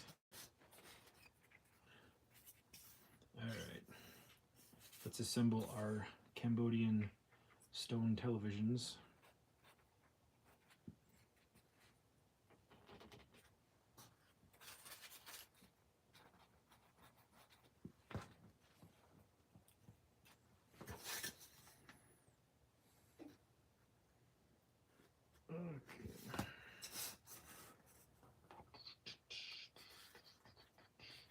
You know, it's funny, I'm doing this Cambodian diorama, but me and my wife just watched 7 Years in Tibet for the first time since I was like a child. I don't remember when that movie came out, but remember when I saw it the first time I was so young. I was like, why are we watching people hang out in Tibet for 7 years? This doesn't sound like a fun movie. But I watched it with my wife again as an adult.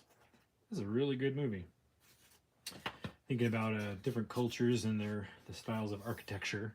So they have the sort of Tibet's like leaning into it's got the Tibetan kind of leaning into the Mongolian culture with the some of the ancient Chinese styles and stuff like that. So like it's kind of all from that same region of the world, and there's a lot of beautiful style in that movie. That's a good movie.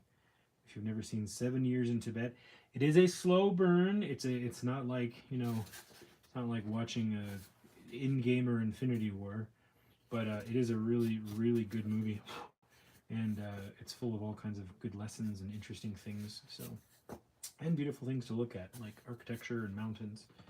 So that was cool to watch. I don't know if any of you have seen 7 Years in Tibet, but it's an old movie where Brad Pitt looks really young.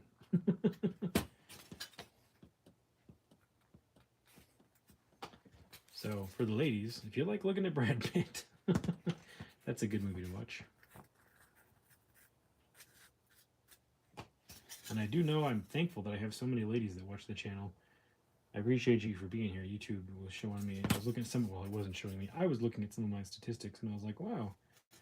I know a lot of channels that do arts and crafts and stuff get a nice mix of cool audience people. And so anyways, if any of you are here watching now, or you're watching on the replay, I appreciate you being here. I'm glad there's something you find fun and interesting here. And it's not just a bro fest over here. We've got people from all over the world. Saying that one of my top demographics on the replays too is Spain and Norway. So thank you guys for being here. Spain and Norway, I appreciate it. And Australia. Spain, Norway, and Australia. And I know I've got a couple of channel members from Australia, so I appreciate you guys. From down under. Down under, I don't even know what you're down under, because it's all about perspective, right? From your perspective, you're looking down on us if we flip the world upside down, right? So thank you all for being here. I really appreciate it. All right, some basic details. We'll let these, let's see, should I glue these on yet? Nah, maybe we'll add some more detail before I proceed with these. Should probably pin these though so they don't fall apart. It's so weird and overwhelming looking at all the options and statistics and things that YouTube gives you. I don't, like, sometimes I look at it and I'm like, I don't know what to do with this. They're like, look at your statistics to help grow your audience. And I'm like, what? I'm just going to make dioramas. That's what I'm going to do. And I'm going to make other, well, I'm going to make other art too, as I've said. I'm going to make my art and just see what happens. So it seems to be working. People are coming by and going, hey, look at that art that he's making. So anyways, there's so much information, and it's amazing too, like the stuff that you don't realize, information that they record about you, not like you personally, but like things they can tell about the times of day that you're on. I can even look at, not you individually, but like as a grouping, I can see, like it tells you a lot of your followers are on Tuesday morning around 7 a.m. It's like, that must be because they're on the toilet. They got nothing better to do than watch Warriors Workshop talk nonsense about YouTube statistics. But yeah, it's funny to look at some of those. It is, it's interesting too. I know a lot of people, they figure out how to, they figure out how to like utilize those statistics. But it's like, I feel like if I focus too hard on trying to utilize statistics too much, it's going to suck the soul out of what I do. And the soul of what I do is what brought people, you know, to my Instagram page that got the biggest following first. So it's like, if I start deviating from what I've been doing that's working, like why would I do that? You know, I mean, there's ways of enhancing what you do with some of that information, but for the most part, I just want to stick to what's worked, you know, and I want to have fun. I don't want to change what I do. So, um, yeah, it's sort of weird and confusing because you want to look at the statistics and think, should I do something different? But then you're like, no, this is working. Why would I do something different? All right. Enough gibberish from me. I'm going to use these as spacers just to hold these up because that's sticking out there. Okay, we'll do that. Let's tilt that back down. Stanley Kubik says, are you working full-time on this? No, not at all. I wish I was. That's why I'm trying to grow the YouTube, grow the Instagram, grow my Etsy store and everything. That is my goal because my the work that I do normally is just very physically taxing on my body, and I'm not going to be able to do it forever. So I'm trying to shift into something else that I hope that I'm good enough at for it to be a career. And so it's been doing very, very well for a long time, and it's doing very weller, especially this year. So I'm just trying to take advantage of all that progress and keep it going. And it's going well. And I appreciate you guys being here because you are absolutely a part of that. So I'm not doing it full time. I am doing it, I don't know, it's probably like probably 40%, 30 to 40% of my time that I spend actually performing work is getting close to 30-40% of my time. But unfortunately, you have to grow how the income side of it works. So income wise, it's not 30-40% of my income, but it is like 30-40% of my time. But you have to invest the time into it for it to pay off, like anything you do. You know, anything you learn, anything you do takes time. You got to be willing to take the time. So I'm having fun doing it. All right. Whoops. That almost fell up. All right, I'm going to start adding some detail using some of my foam scraps here. So, yeah. Just glue some of these on randomly here. Spread some glue up here. And down here. And right here. And right here. Got some spider webbing going on. It's okay. Get that off of there. Okay. So I'm just going to lay this on and trim it off. And lay this on. And trim it off. And lay this on. And trim it off.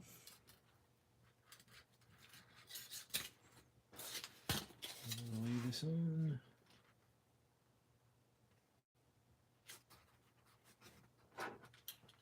And trim it off.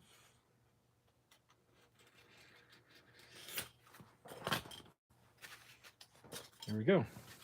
Some simple detail. And now we'll add some more detail. So let's see.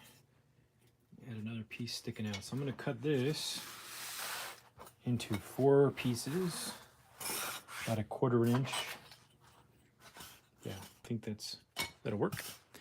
So again, I'm just taking scraps and figuring it out as I go. Just going to cut some details off of this.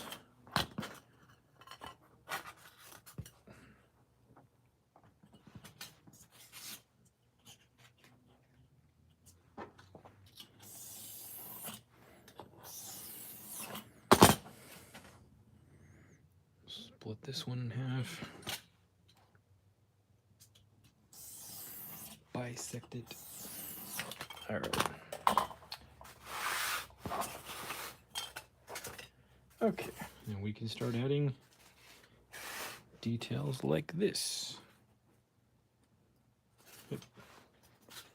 That'll work for me. Let's see, is that gonna look good up there? Yeah. Spread some glue here. Spread some glue here. Spread some glue here. Spread some glue here. is actually a little bit thicker than I need it to be, so I'm going to slice this off just a little bit, very carefully.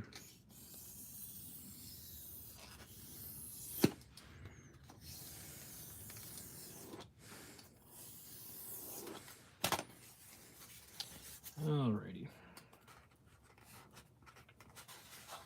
Put that there and cut the excess off. Beautiful sound. And we'll put this side out. And we'll cut the excess off.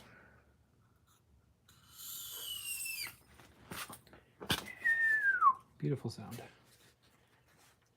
You know, a similar sound occurred when I was, me and my friend growing up, a friend of mine named Cody. We used to love to like light stuff on fire and just see what it did. Like different materials and things. So we'd go out to the desert and we'd just bring like, you know, model rocket engines and goof around with that. But we'd also like bring firecrackers and things that we probably shouldn't have had and light stuff on fire. And it was the weirdest sound. I don't really know why it made it, but we had a plastic spray bottle that was broken.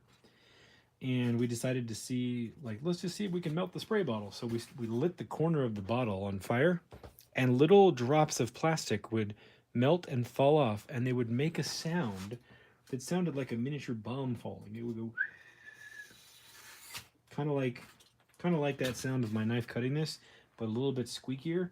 And I never really figured out why. It had something to do with like air currents and something created with the plastic and the heat and the fire going down on the melting plastic, but it would just make the sound like off the melting plastic bottle.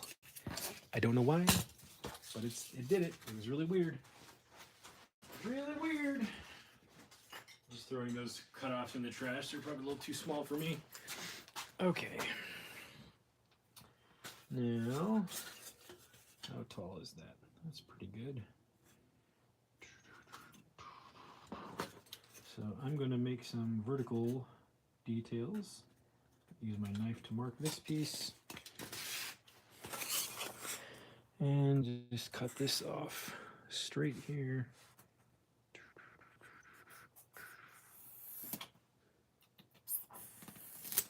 Okay. Then I'm going to take my sandpaper and I'm going to round this over.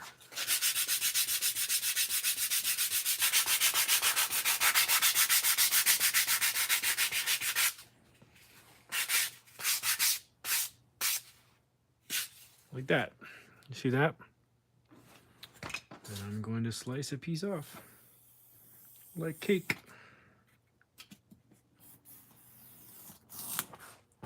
And then I'm going to do it again.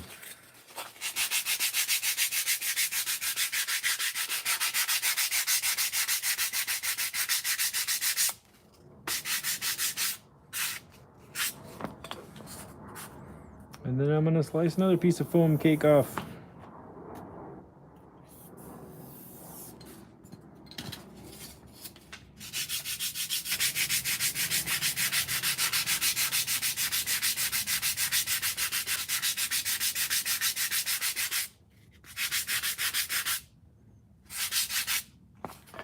And I'm going to do another cake slice, or pie slice, or pizza slice, whatever you prefer.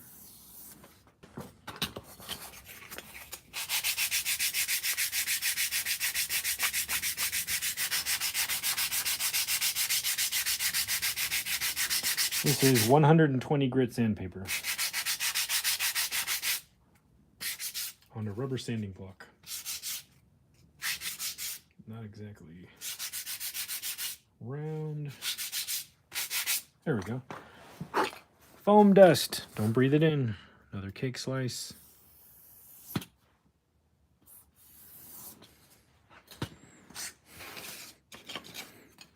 And now we have some little vertical details. There we go.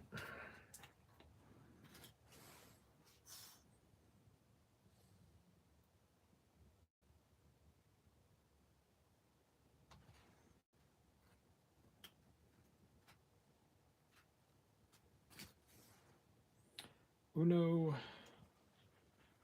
dos, tres,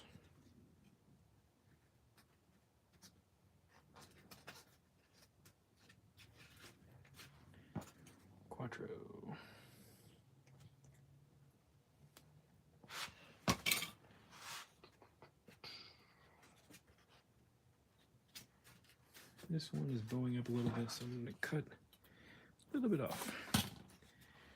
Okay. So much spider webbing. That's all right. I'll clean it all up later.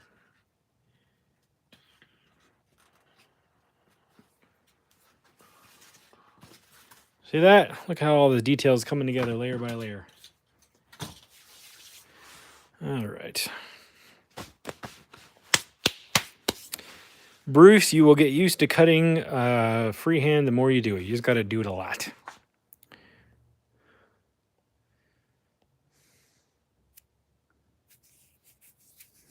Troy, am I going to mix materials on this one? Yeah, I'm going to mix materials on this one. I don't know if you're talking to me, but if you are, yes. I'm just doing sort of the base stuff out of foam. I'll probably move on to some floral foam, maybe cardboard for other things as well. But for the most part, because I need to add texture, and I need the texture to be the same across all these surfaces, or mostly the same, I want to use mostly materials that I can get the same textures out of at the end. I'm probably not going to add texture on top. I'm going to probably put texture in it, if that makes sense. Yeah. So I think I might add another layer of detail to the intersection of those two pieces. So I'm just going to freehand cut these again, just to impress you guys. Just kidding.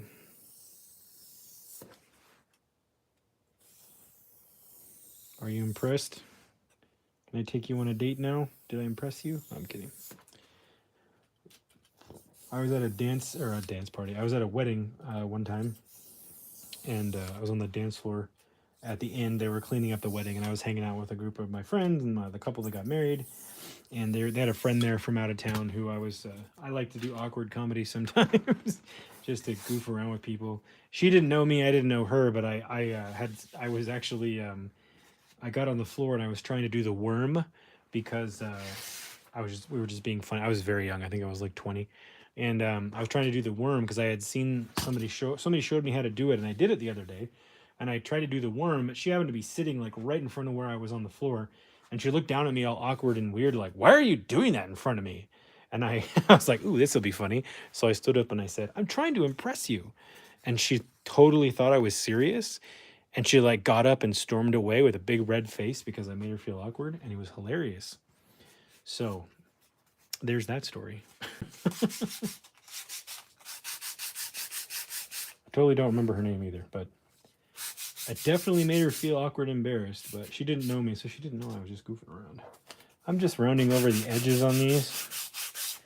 Just to round over the edges on these, I guess. Just to create a little bit more detail. I could do this once they're glued on as well. I don't have to do it right now.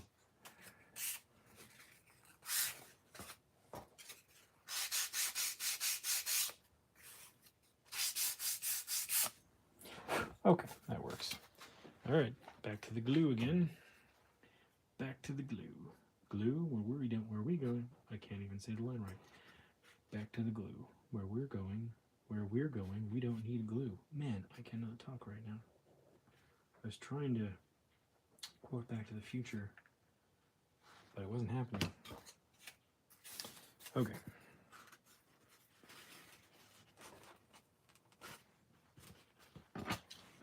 Slice that off.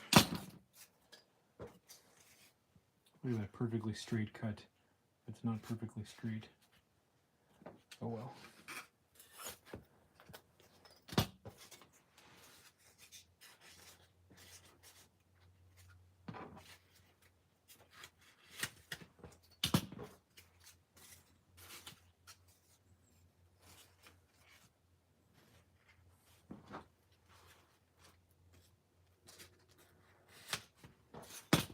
All right.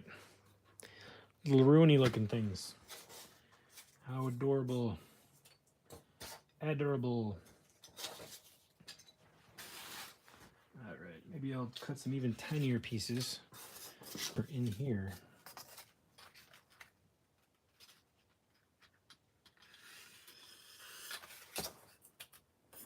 I just use that to measure this opening.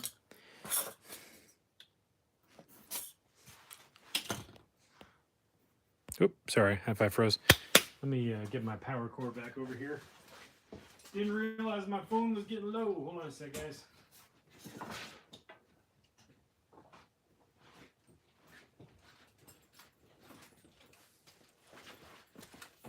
Phone's getting real low, big guy. Okay. There we go. Please don't die on me.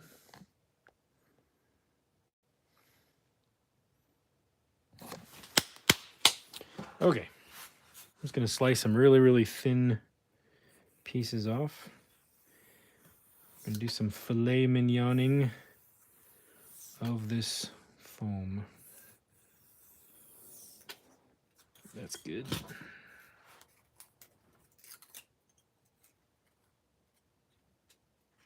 Ooh, that piece doesn't look good. Okay. Put some glue in here.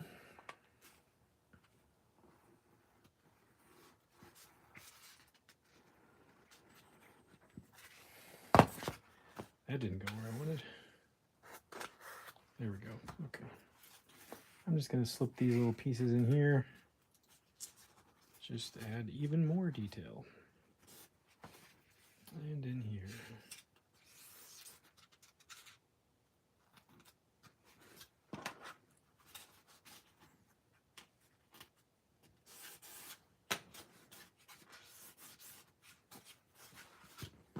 And we'll do some, let's see, that too small, too big, that's good. Okay. A little too big. A couple more on this side.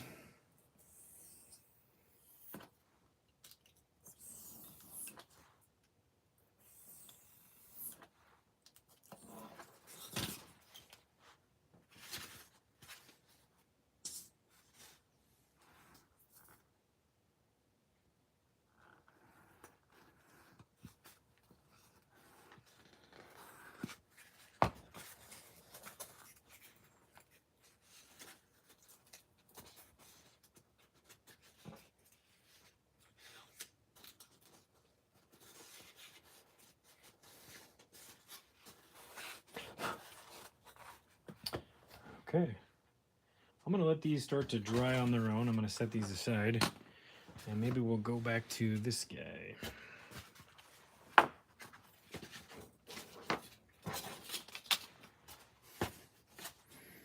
How's this doing? Looks like it's doing pretty good. Okay. Look like a fireplace to you? Cool. Fireplace is made of stone or brick typically.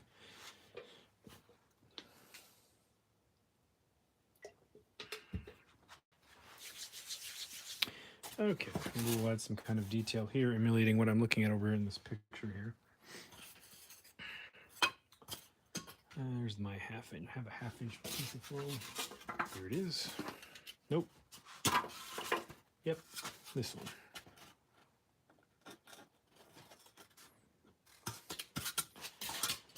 Okay. This one I'm going to go ahead and cheat and use a ruler. Just kidding. Okay, that is...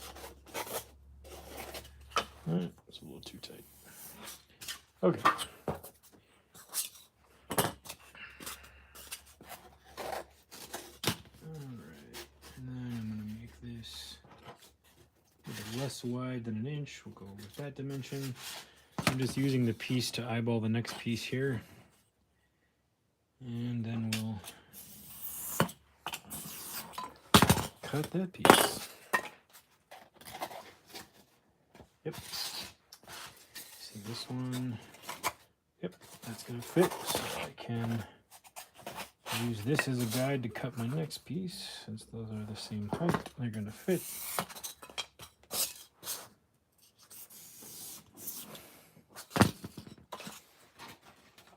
That's gonna be for that one.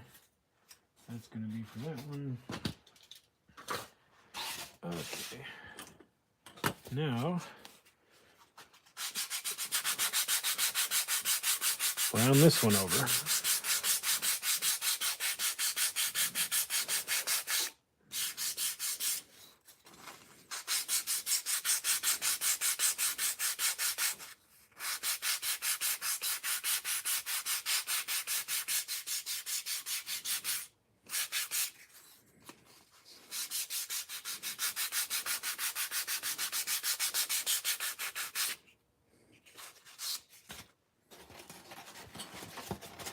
Same thing on this one. Piece there, okay.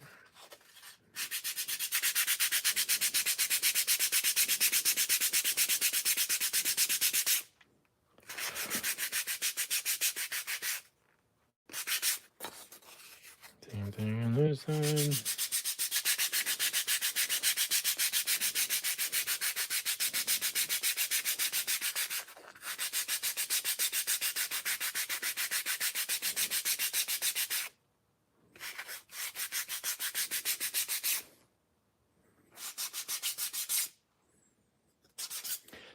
Okay, now I'm trying to decide, do I want to slice these up or do I want to use a hot tool on these? Sorry, my spine needed to stretch for a sec. Or do I want to do something different? What to do, what to do. Let's see. I'm thinking. I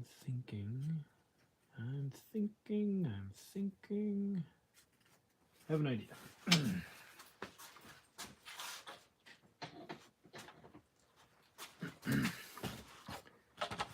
I'm going to slice these little tiny slivers of these pieces.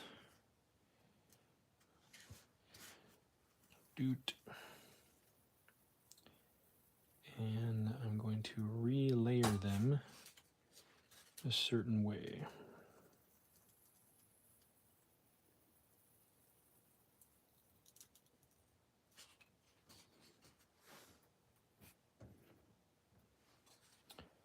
This is a technique that we went over in the Danger Room Savage Land diorama for Mr. Gambit.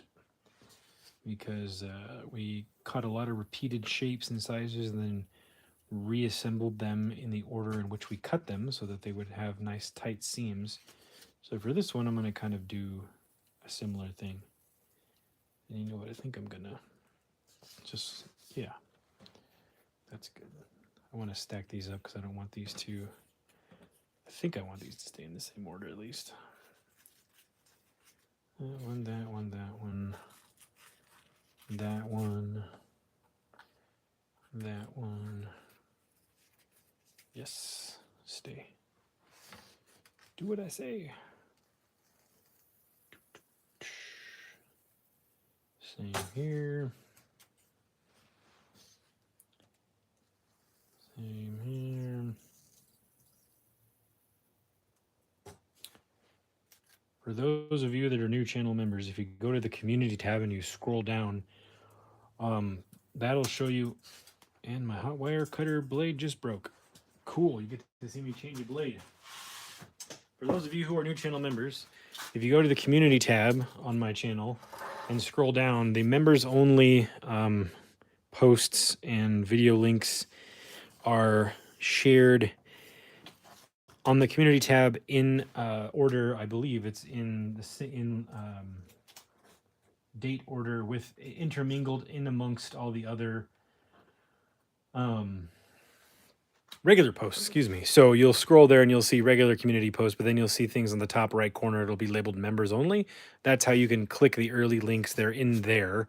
So if you scroll back and see where I posted stuff early that's now released or stuff that I haven't released has been shared there. And that's where I post like updates and things just for the members before I ever make a video or do anything like experiments I'm working on. And then the workshop masters, they get their, I try to do about a video every 3 months for them. That's just for them, if not more often. I've actually been doing it a little bit more often than that. And I released a couple of videos to all the channel members over the last couple of months. And I'll probably re-release some of my old Patreon videos as all channel member videos too here coming up. So anyways, for those of you that are new, that's just for something for you guys to be aware of. And for those of you who aren't and considering it, that's what one of the things I do over there. So this blade is just a piece of wire with 2 eye loops basically crimped onto it at the end. So let me go grab another blade here and swap it out.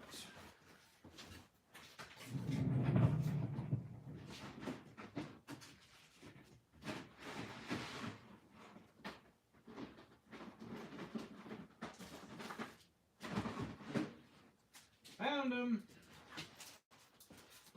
I reorganized my shop so I could find all the things like this that I'm constantly losing or forgetting where I put. Oof. These are a little tangled, aren't they? Tangled up, tangled up. Do-da-dee-doo. Come on. There we go. I've probably replaced 3 of these since I've owned this, and I've owned this for like 7 years, I think. 6 or 7 years, maybe 6 years. So these blades, as long as you don't get crazy with your cutting and push too hard, these blades will last you quite a while. And I say blades loosely, they're just wires. I've actually even made some. When I ran out of blades the first time, I just made some. But it's better if you get the factory ones that come with it, because they will fit a little bit better, a little bit tighter, and the wire will be the correct gauge and the correct type of steel to run the heat through. So, but I've makeshifted it many times. So there's a screw here on the bottom. It just goes through, and that is one point of contact for the electrical node or the electrical current to come through. And the other one is this screw up here, and the tension is what holds it in place. I got to get my straight angle here to make sure that everything stays in place and is level. Or stays straight, excuse me, not stays in place, but stays level. Make sure my wire is level to the table, perpendicular to the table. Because if it's not, you won't get straight cuts. Yep, there we go. And put this jumper back on. This jumper shortens the distance of the electrical signal. So it would normally be from here to here, but since I put the jumper here, it sends the signal from here down to there, thus getting this section of the wire hotter than it would normally be, allowing me to cut just a little bit faster. This doesn't have a variable speed dial for amperage or wattage or voltage or whatever, like some of the fancier ones do, so I've just got these little methods for handling that this way. But if you've got yourself a fancier one, then you don't have to worry about any of that. I'll eventually buy one someday, I just keep not doing it. You know how it is, it's like, you might have the money to do something, but then you're just so used to doing it the way you've been doing it, you're like, you know. That's me with hot wire cutters. I've gotten so used to using this one that I'm just not really worried about it anymore.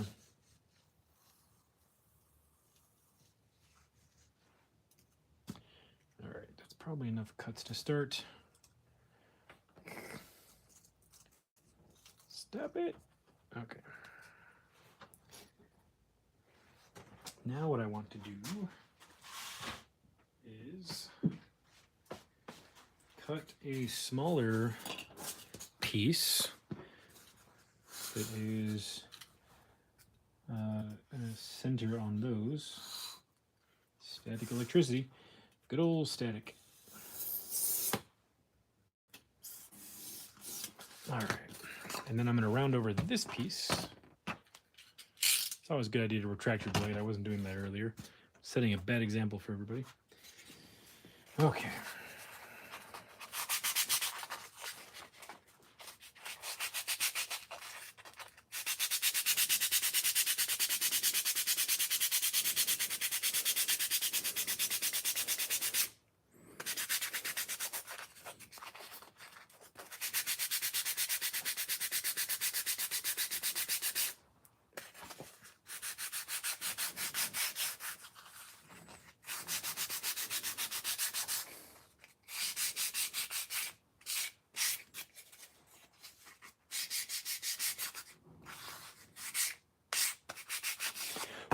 Let me see how that looks up against this one.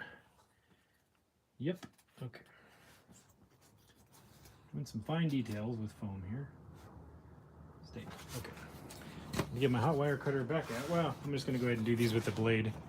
I'm just gonna slice these off, little slice-a-ronies, and put these slices in between the bigger slices, just to create some interesting detail.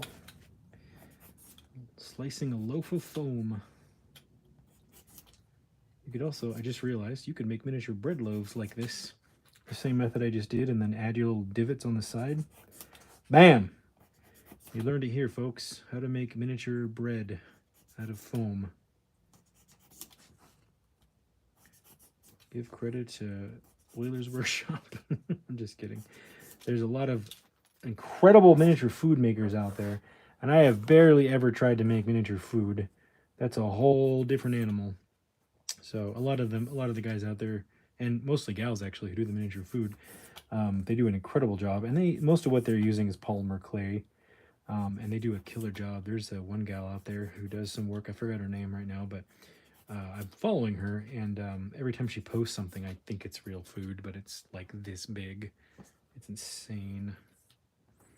It's a whole nother skill that I definitely will be trying to express when I have the time, which will be never, so probably never, but that's okay. All right. So now, you guessed it, I'm gonna mess with all these little pieces that are sticking to my hands. Get off my hands. And glue them into this space here. So probably the easiest way to do this is to put glue down first, and if I need to cut more material, which I'm sure I will just cut more material as I need to.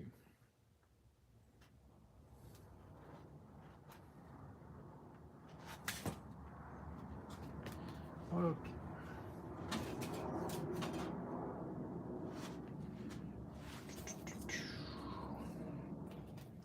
Put that there, put that there, put that there.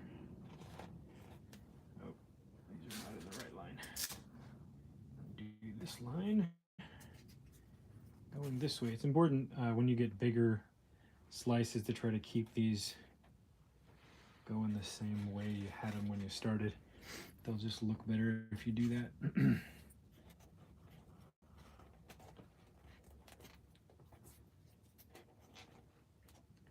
Hope you guys can see that. Let me move the camera. Probably just blocking your view of what I'm doing. I'm gonna put some more glue down too. I'm feeling that that's not enough glue.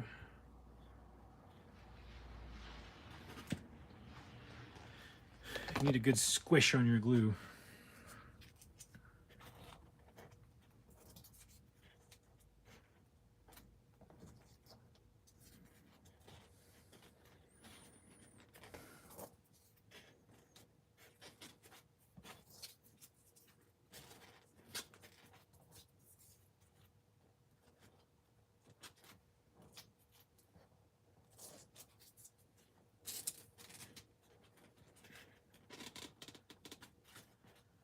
More glue.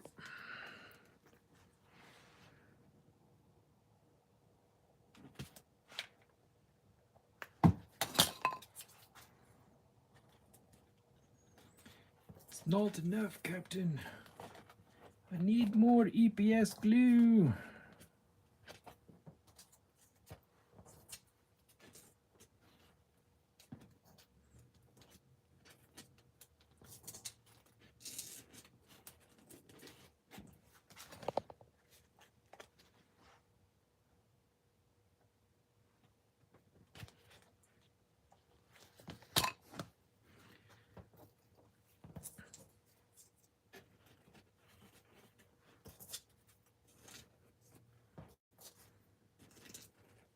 Oops. Don't mess up the flow.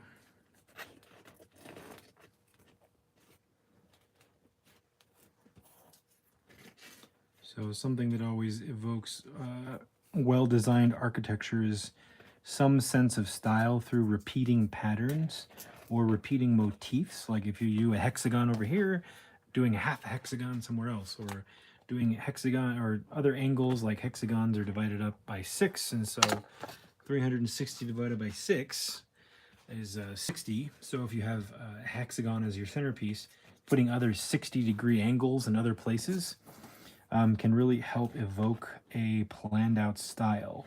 So here we did like these big old blocks at like 1-inch intervals, like sliding in and out. And now I'm doing these sort of round over edges So I'll probably do more round over edges things, not necessarily stacked pieces like this, but I'll do more round over edges where it's flat to a round over or flat to a bevel. And that'll help to sell the idea that the buildings or ruins were designed by the same people or person. And it will help sell that idea of sort of planned, something that was planned, even though I'm freestyling this. There's one side. I'll do the other side. I'll check the chat in a sec, guys. Just want to get this going.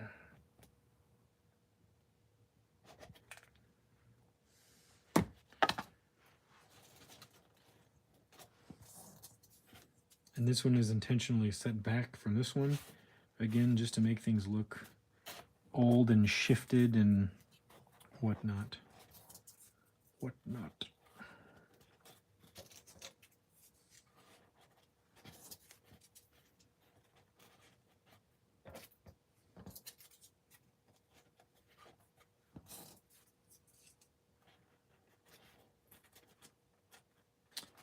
I could see how you could even take this design and you could zigzag these back and forth and you could turn them at an angle. There's all kinds of cool things you can do when you create these sort of little repeating pattern pieces. And you can put your own styling. You don't have to round things over. You can cut a hexagon tube and slice hexagons. You can cut octagons out. You can create tiles this way. There's all kinds of things you can do by trimming a piece of foam down into a smaller sort of log and then slicing shapes off of it. That's how a lot of bead jewelry is made. A lot of bead jewelry, they'll like the stuff that's got, like you see the circle and it's got all the beautiful flowery patterns in it. Well, they'll basically roll up like a sushi roll, different colors of polymer clay and things like that, and do a sushi roll, and then they'll slice it off, and then they'll let it dry or cure or however they do it, turn it into a bead. That's also how I've seen miniature artists make lemon slices. They'll roll like a sushi, you know, lighter colors of yellow and white into a roll, and then roll it out and slice lemon slices off of a log, and that's how they get miniature lemon slices. So there's all kinds of cool little ways to create new shapes. Just gonna slice, or repetitive shapes is what I'm trying to say. That's probably enough. I guess I didn't really need the hot wire cutter for those. I guess I just used it to demonstrate it to you guys.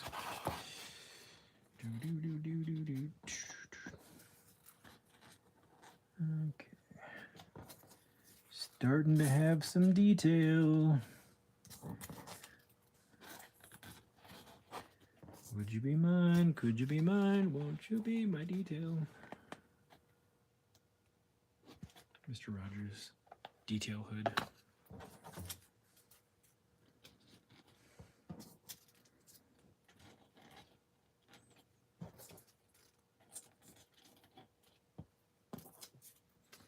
Almost there. Stay on target. Negative. It didn't go in. It missed on the way in. Red 5 standing by for detail.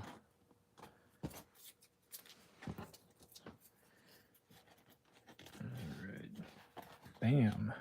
So now I'll probably just poke and prod these till they're a little bit more aligned here. Once the glue cures, these are going to not be able to be moved, so if they need to be moved, now is the time. Got some stringy pieces. Don't want those. Go away, evil stringy pieces.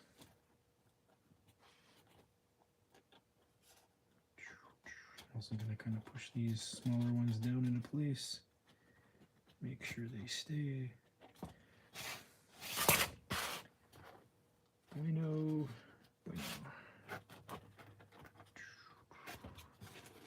Piece here I don't want there.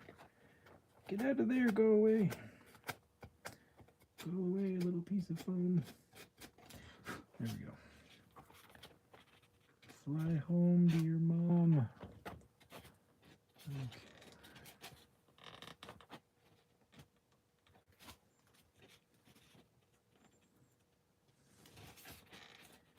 Okay. Detail. It's a good thing. did it in my best Martha Stewart voice. I'm just curious, since I talked about it. Let me see if I can make a little bread loaf looking thing. All right. Appreciate all those likes, guys.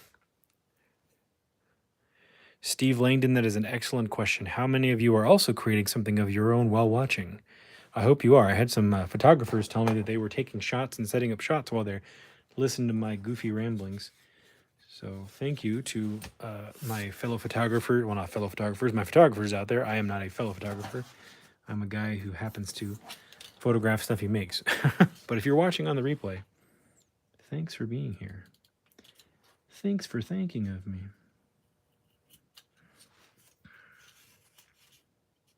Careful here.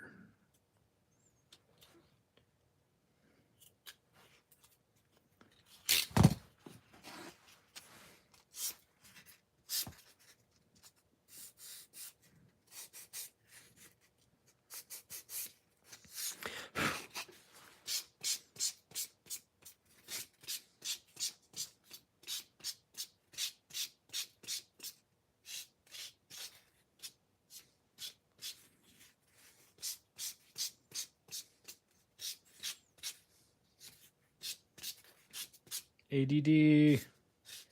I'm getting distracted. Gotta try it now that I'm here. Or now that I said it out loud, excuse me. You're here, I'm here. You're not here, I'm here. What am I saying? I don't know anymore. Okay, there's your miniature loaf of bread. Uncommon Flex is trying to get his 3D printer to work. That's always fun. Sometimes those things are amazing, and sometimes those things can drive you nuts. They're like hot glue. So, here we go. How about a nice bottle of bread?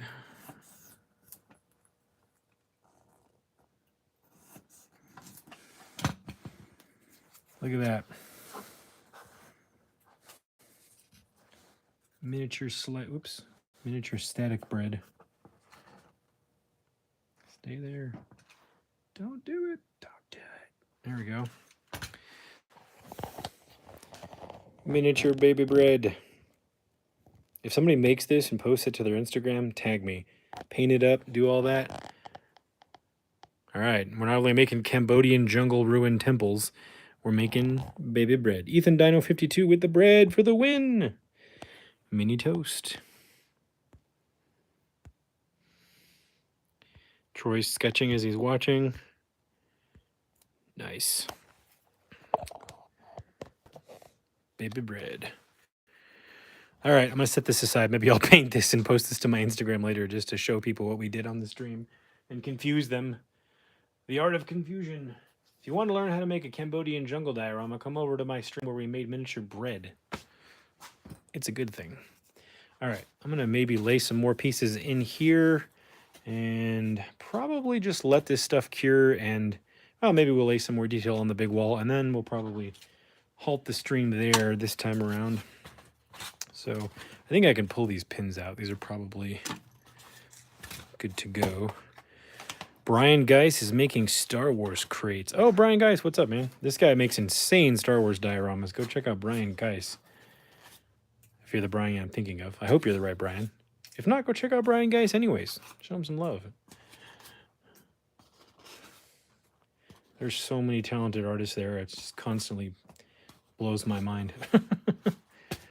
Every day I'm like, wow, that's amazing. That's amazing. That's amazing. That person's amazing. That's some good mango chainsaw. All right. Let's see. It looks like the inside of this might be more like stone slabby. So this actually might be worth carving. This might be carving friendly. So take it back. I'm going to carve this. I'm going to use my ruler as my gauge. And do that. Don't be afraid to dive in. Go nuts.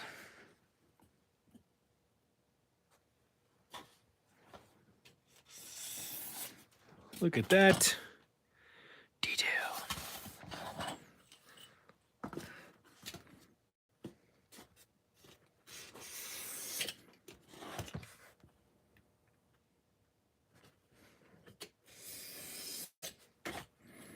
But how are you going to get in there and cut the other lines, Euler? Funny you ask. I don't know. I'll just figure it out when I get there. Okay.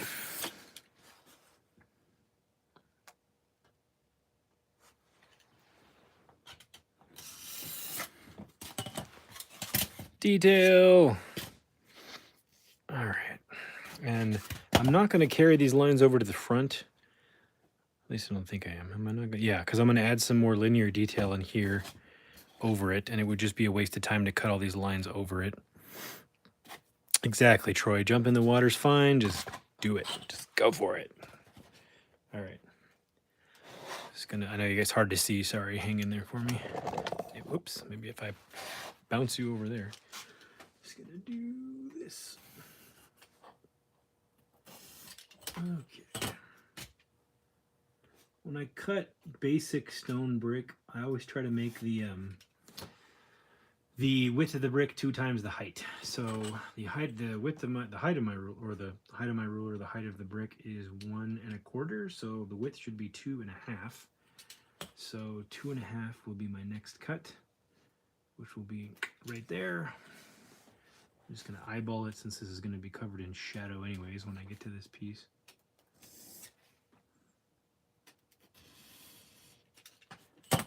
Do do do do do do do do do do do do.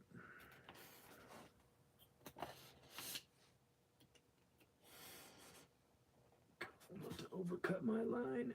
Okay. Same thing over here. What did I do? Second and third. Yep. Careful, kids.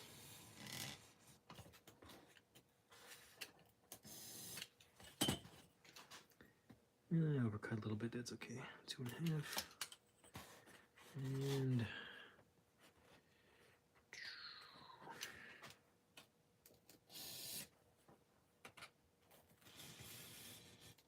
so you just got a really quick mini tutorial on how to cut brick if you've never cut brick before, but that's basically how you do it. You just might change your measurements. These are like large stone bricks for this piece, of course.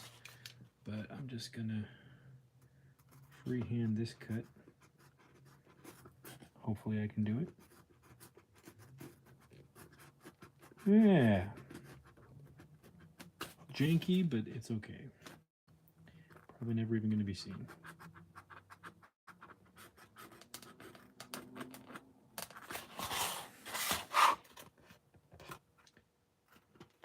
So there's an aesthetic choice I can make with these lines in between my stone slabs here.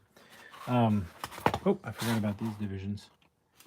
Let me add those in. Now that I have the other ones in linearly measured correctly, I'm just going to freestyle these. They're not on an outer wall, so I'm not worried about them being seen and being absolutely flawless. Same thing here.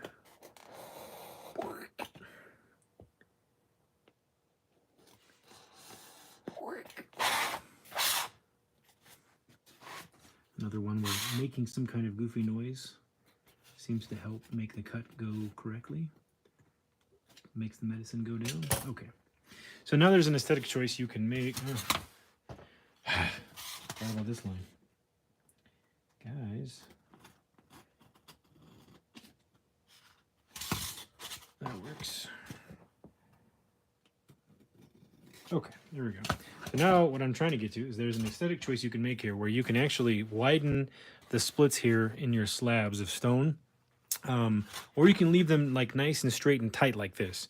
In this case, I'm going to widen them just a little bit. And this is where I was talking earlier about ways in which you can use a pen on foam where you won't actually get any ink on it. I'm just going to use the tip of my pen here.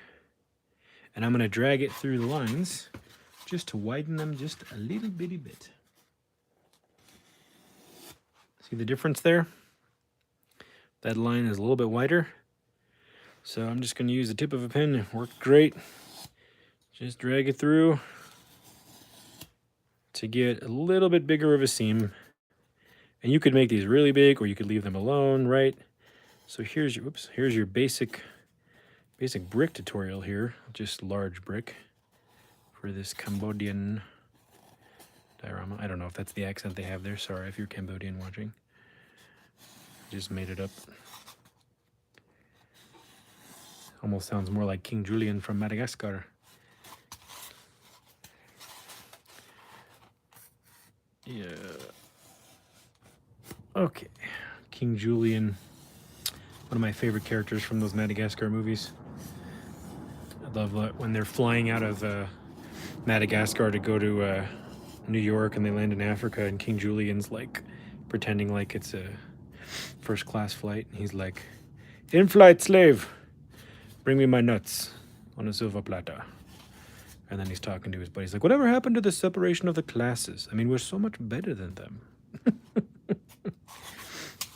I love those lines there because they're totally, for the adults watching, just funny, goofy lines. One of the lines my friends liked, my young friends when I was hanging out with my friends' kids, they liked me to recite the one where he's like, "I take the sacrifice, we put the sacrifice into the volcano. The gods say, thank you for the sacrifice." And we say, "Would you like another sacrifice?" And the gods say, no, I can't possibly take another sacrifice." You say, "Please take the sacrifice. I need to give you." "No, I don't want another sacrifice." "Okay." He's a hilarious character. All right, that's starting to look like detail. What did you guys say?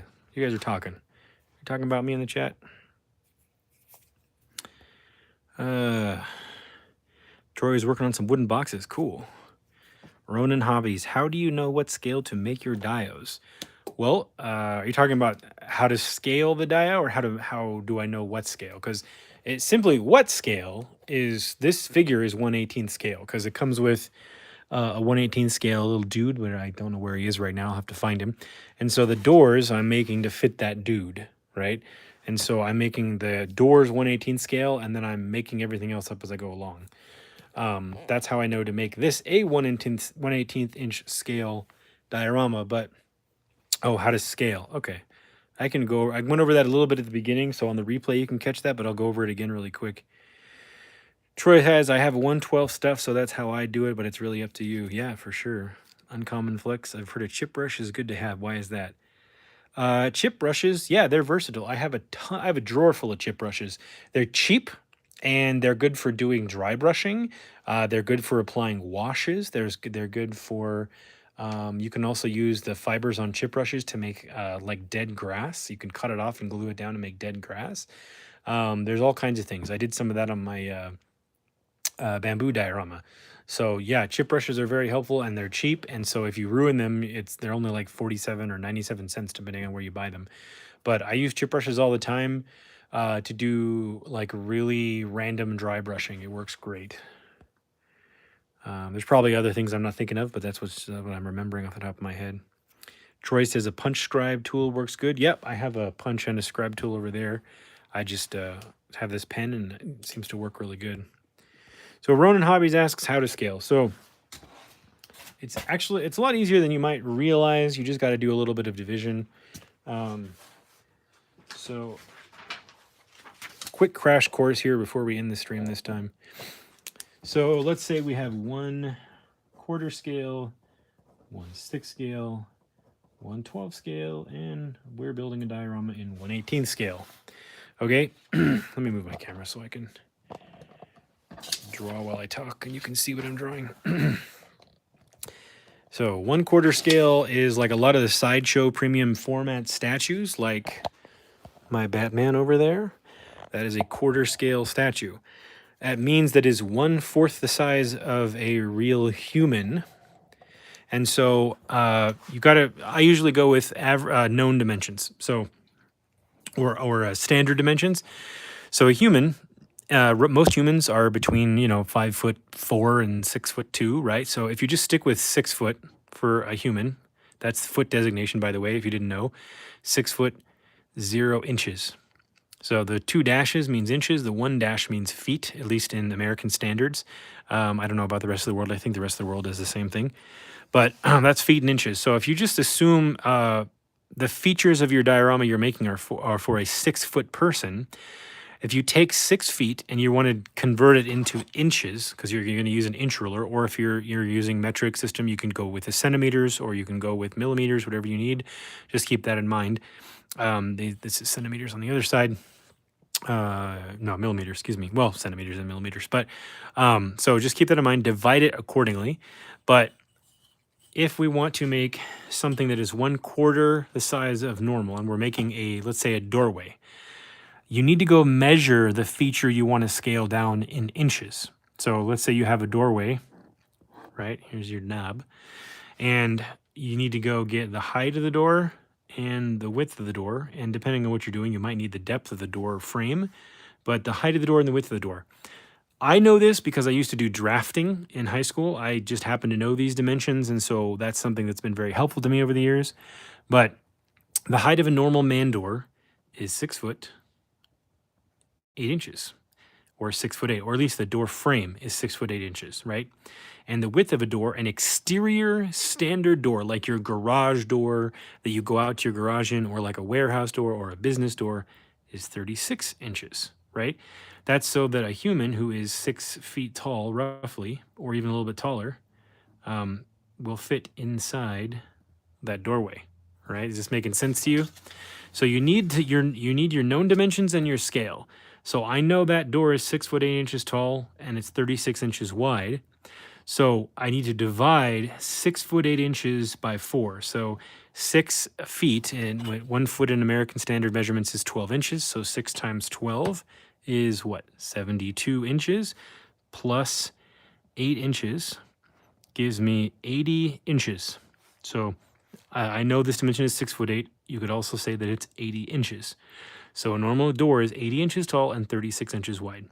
If you want it to be quarter scale, you need to divide 80 by 4, which is 20. So you want a quarter scale door, you need to make a door that is 20 inches tall.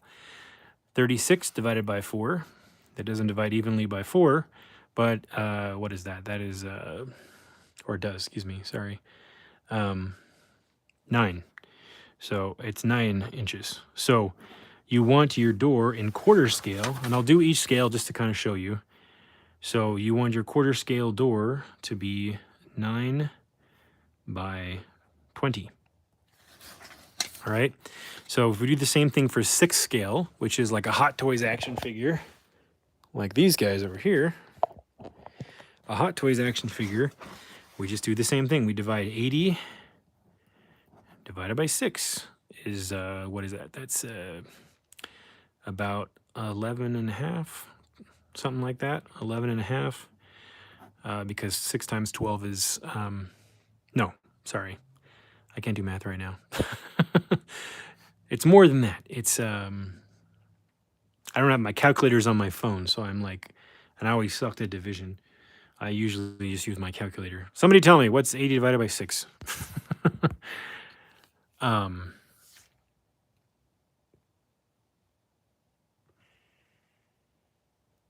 13? 13 roughly? We'll go with 13.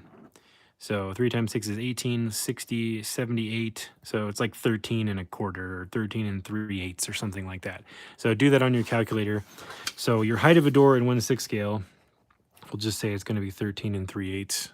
Okay, so Maximilian says 13.3. So that's 13 and a little under 3/8. So 13 and 3/8 would be a good round up measurement then. Thank you guys.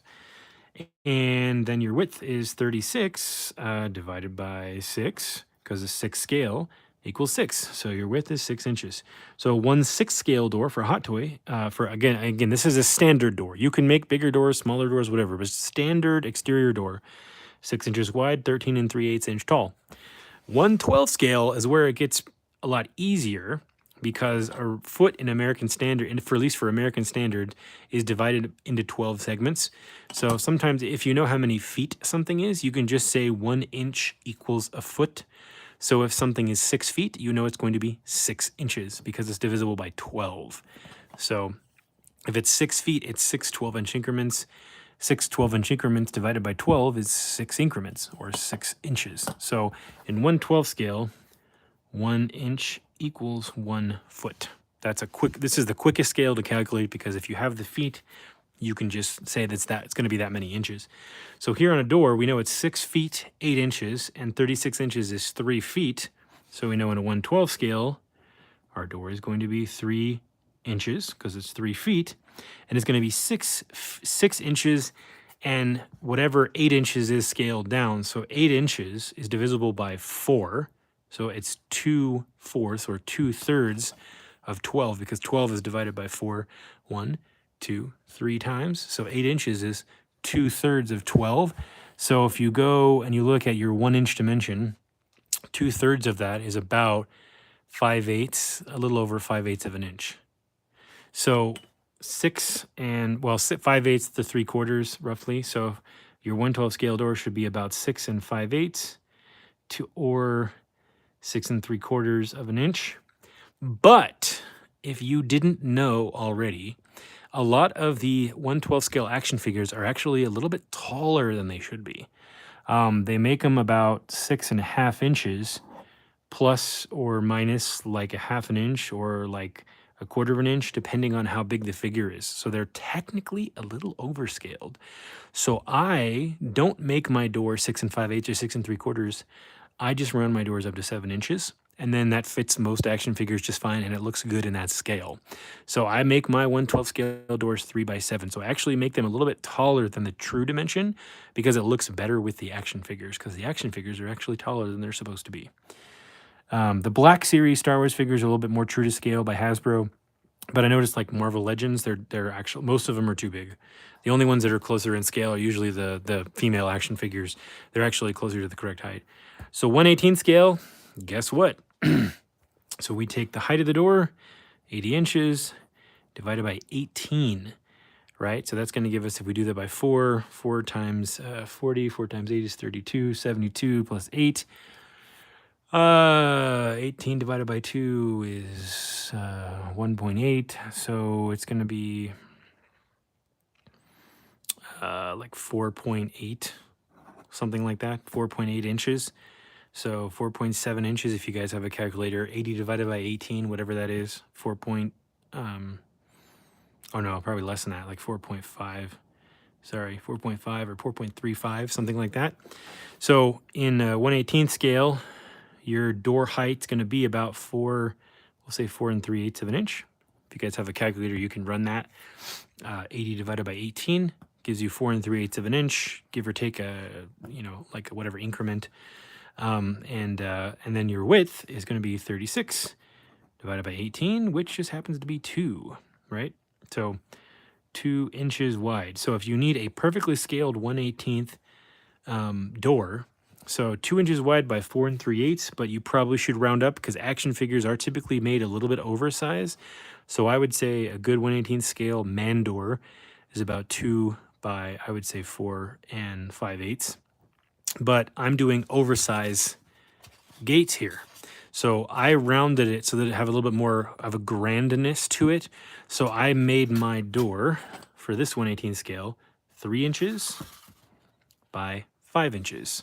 So for a more pronounced walk-in or a larger door, like on a mansion or architectural feature door, not just a standard door for 1/18, I went 3 by 5. I just rounded up, right?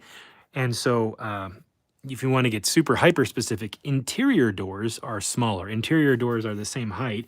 They're 6 foot 8 inches, but they're only about 32 to 34 inches wide. So if you're trying to make something like ultra hyper real and scaled, not to an action figure, then you need to measure it. But you have to start with the measurement, the actual measurement of the object. You need to scale down. You need to know what that is in inches or centimeters. And so if it's an object you can't own, like it's like you want to scale down a tank or something, you need to go on Google and search tank dimensions, right? Or if you want to make like a rocket, you need to go on and figure out how many feet, inches, centimeters a rocket or a tank or whatever thing you want to scale down is, or whatever object.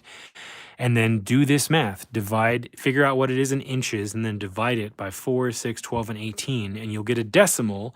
And it's good to learn how your decimals round. If you guys want, I'm going to write this down for you. This will be on the replay if you want to look at this again later. But this is useful to know for scaling, 0.125 is 1/8 of an inch. 0.25 is 1/4 of an inch. 0.375 is 3/8 of an inch. 0.5 is 1/2 an inch. 0.625 is 5/8 of an inch. 0.75 is 3/4 of an inch. And 0.875 is 7/8 of an inch. So if you do the math on a calculator, and let's say, what do we have before? We had 13.333 for the 1/6 scale door. So we have 13.333. Well, if you look at the decimals over here, which one is closest to 0.333? You have 0.375, which is 3/8 of an inch, which is a little bit higher than this. So if you wanted it to be very, very accurate in 1/6 scale, you could make the door 13 3/8 and then round down just a little bit to get yourself to that 33333, whatever that is. Or you could just make it 13.375 and it will only be 0.042 higher than it's supposed to be to true scale, which is smaller than 1/8 of an inch, which is a dimension that is like, you know, the space in between the tips of the tips of my fingers there. Very, very, no one's going to notice, right? So you could just round up to this 3/8 dimension and it would look just fine. So it's good to know your smaller decimals when calculating, so you know if you should round up or round down, depending on what you're scaling. That's what those are. I've known those ever since my sophomore year in high school, since doing drafting, because you have to learn those for mechanical drafting so you can draw things accurately. I've just never forgotten them. So they're very helpful to know when you're scaling things down and trying to be precise. If you're not trying to be precise, it's not the end of the world. But if you're trying to be precise, those are very helpful to know. So that is it for me today, guys. Let's go over what we did really quick. We did all this, numbers. But let's put our mech in front of our ruins and just kind of see what it looks like, because we're going to be adding foliage, and all kinds of things later, and taller buildings and other things and features. So I would say we're only about 1/3 of the way there on the sculpting of this piece. So we'll sculpt more, maybe start a base next week. And I just pop his hand off. Well, that's going to stay on the ground for now. We'll start a base next week. Maybe I'll get an alligator. I think what I was talking about. So, whoops. Stand up. Stand up. Stand up. That's the only drawback with this guy, is that his joints are a little looser than I would want, but it works okay. Okay.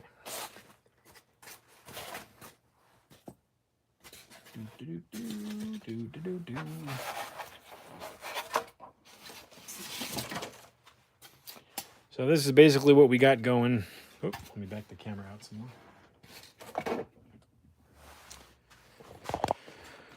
Okay, that's what we got going.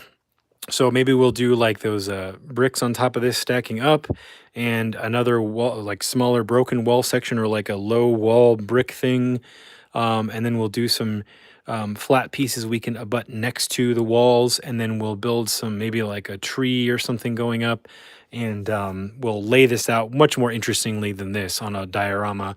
And yeah, we'll just keep building. We'll make some more structures. Now that I have these laid out or planned out, I'll start thinking about other things that would complement these shapes, and we'll start building up more and adding some more linear details, some vertical details, maybe some column-like pieces. And then we'll start breaking stuff and smashing it down and adding weathering to it and adding texture and stuff. And hopefully we'll be able to do all of that next week. And I'll get the little dude out that's supposed to fit this diorama, the 1/18 scale guy, because it's kind of hard to tell that it's the correct scale without him. But I promise when it's done, it'll look cool. All right. Thank you guys for being here. I really appreciate your support. Appreciate all the comments. Appreciate all the likes. If you're watching this on the replay, thank you for watching this on the replay. Remember, flat paint dries fast, so paint fast and dry hard. And if you were thinking about becoming a channel member, Why not? I appreciate it. Those of you who are, and those of you who are new, I just try to share as many meaningful updates as I can. If you don't see a post from me in a week or a week or two, it's because I'm working on something and I don't like to share things unless there's something to be shared that will actually help you and won't steer you the wrong direction. So sometimes I'm experimenting and I'm trying to figure something out, and the last thing I want to do is point someone in the wrong direction. So you will get updates that point you in the right direction once I have them. Let me show you guys something really quick too. Before I go, I am currently editing a video that will show you guys how to make these windows exactly like this.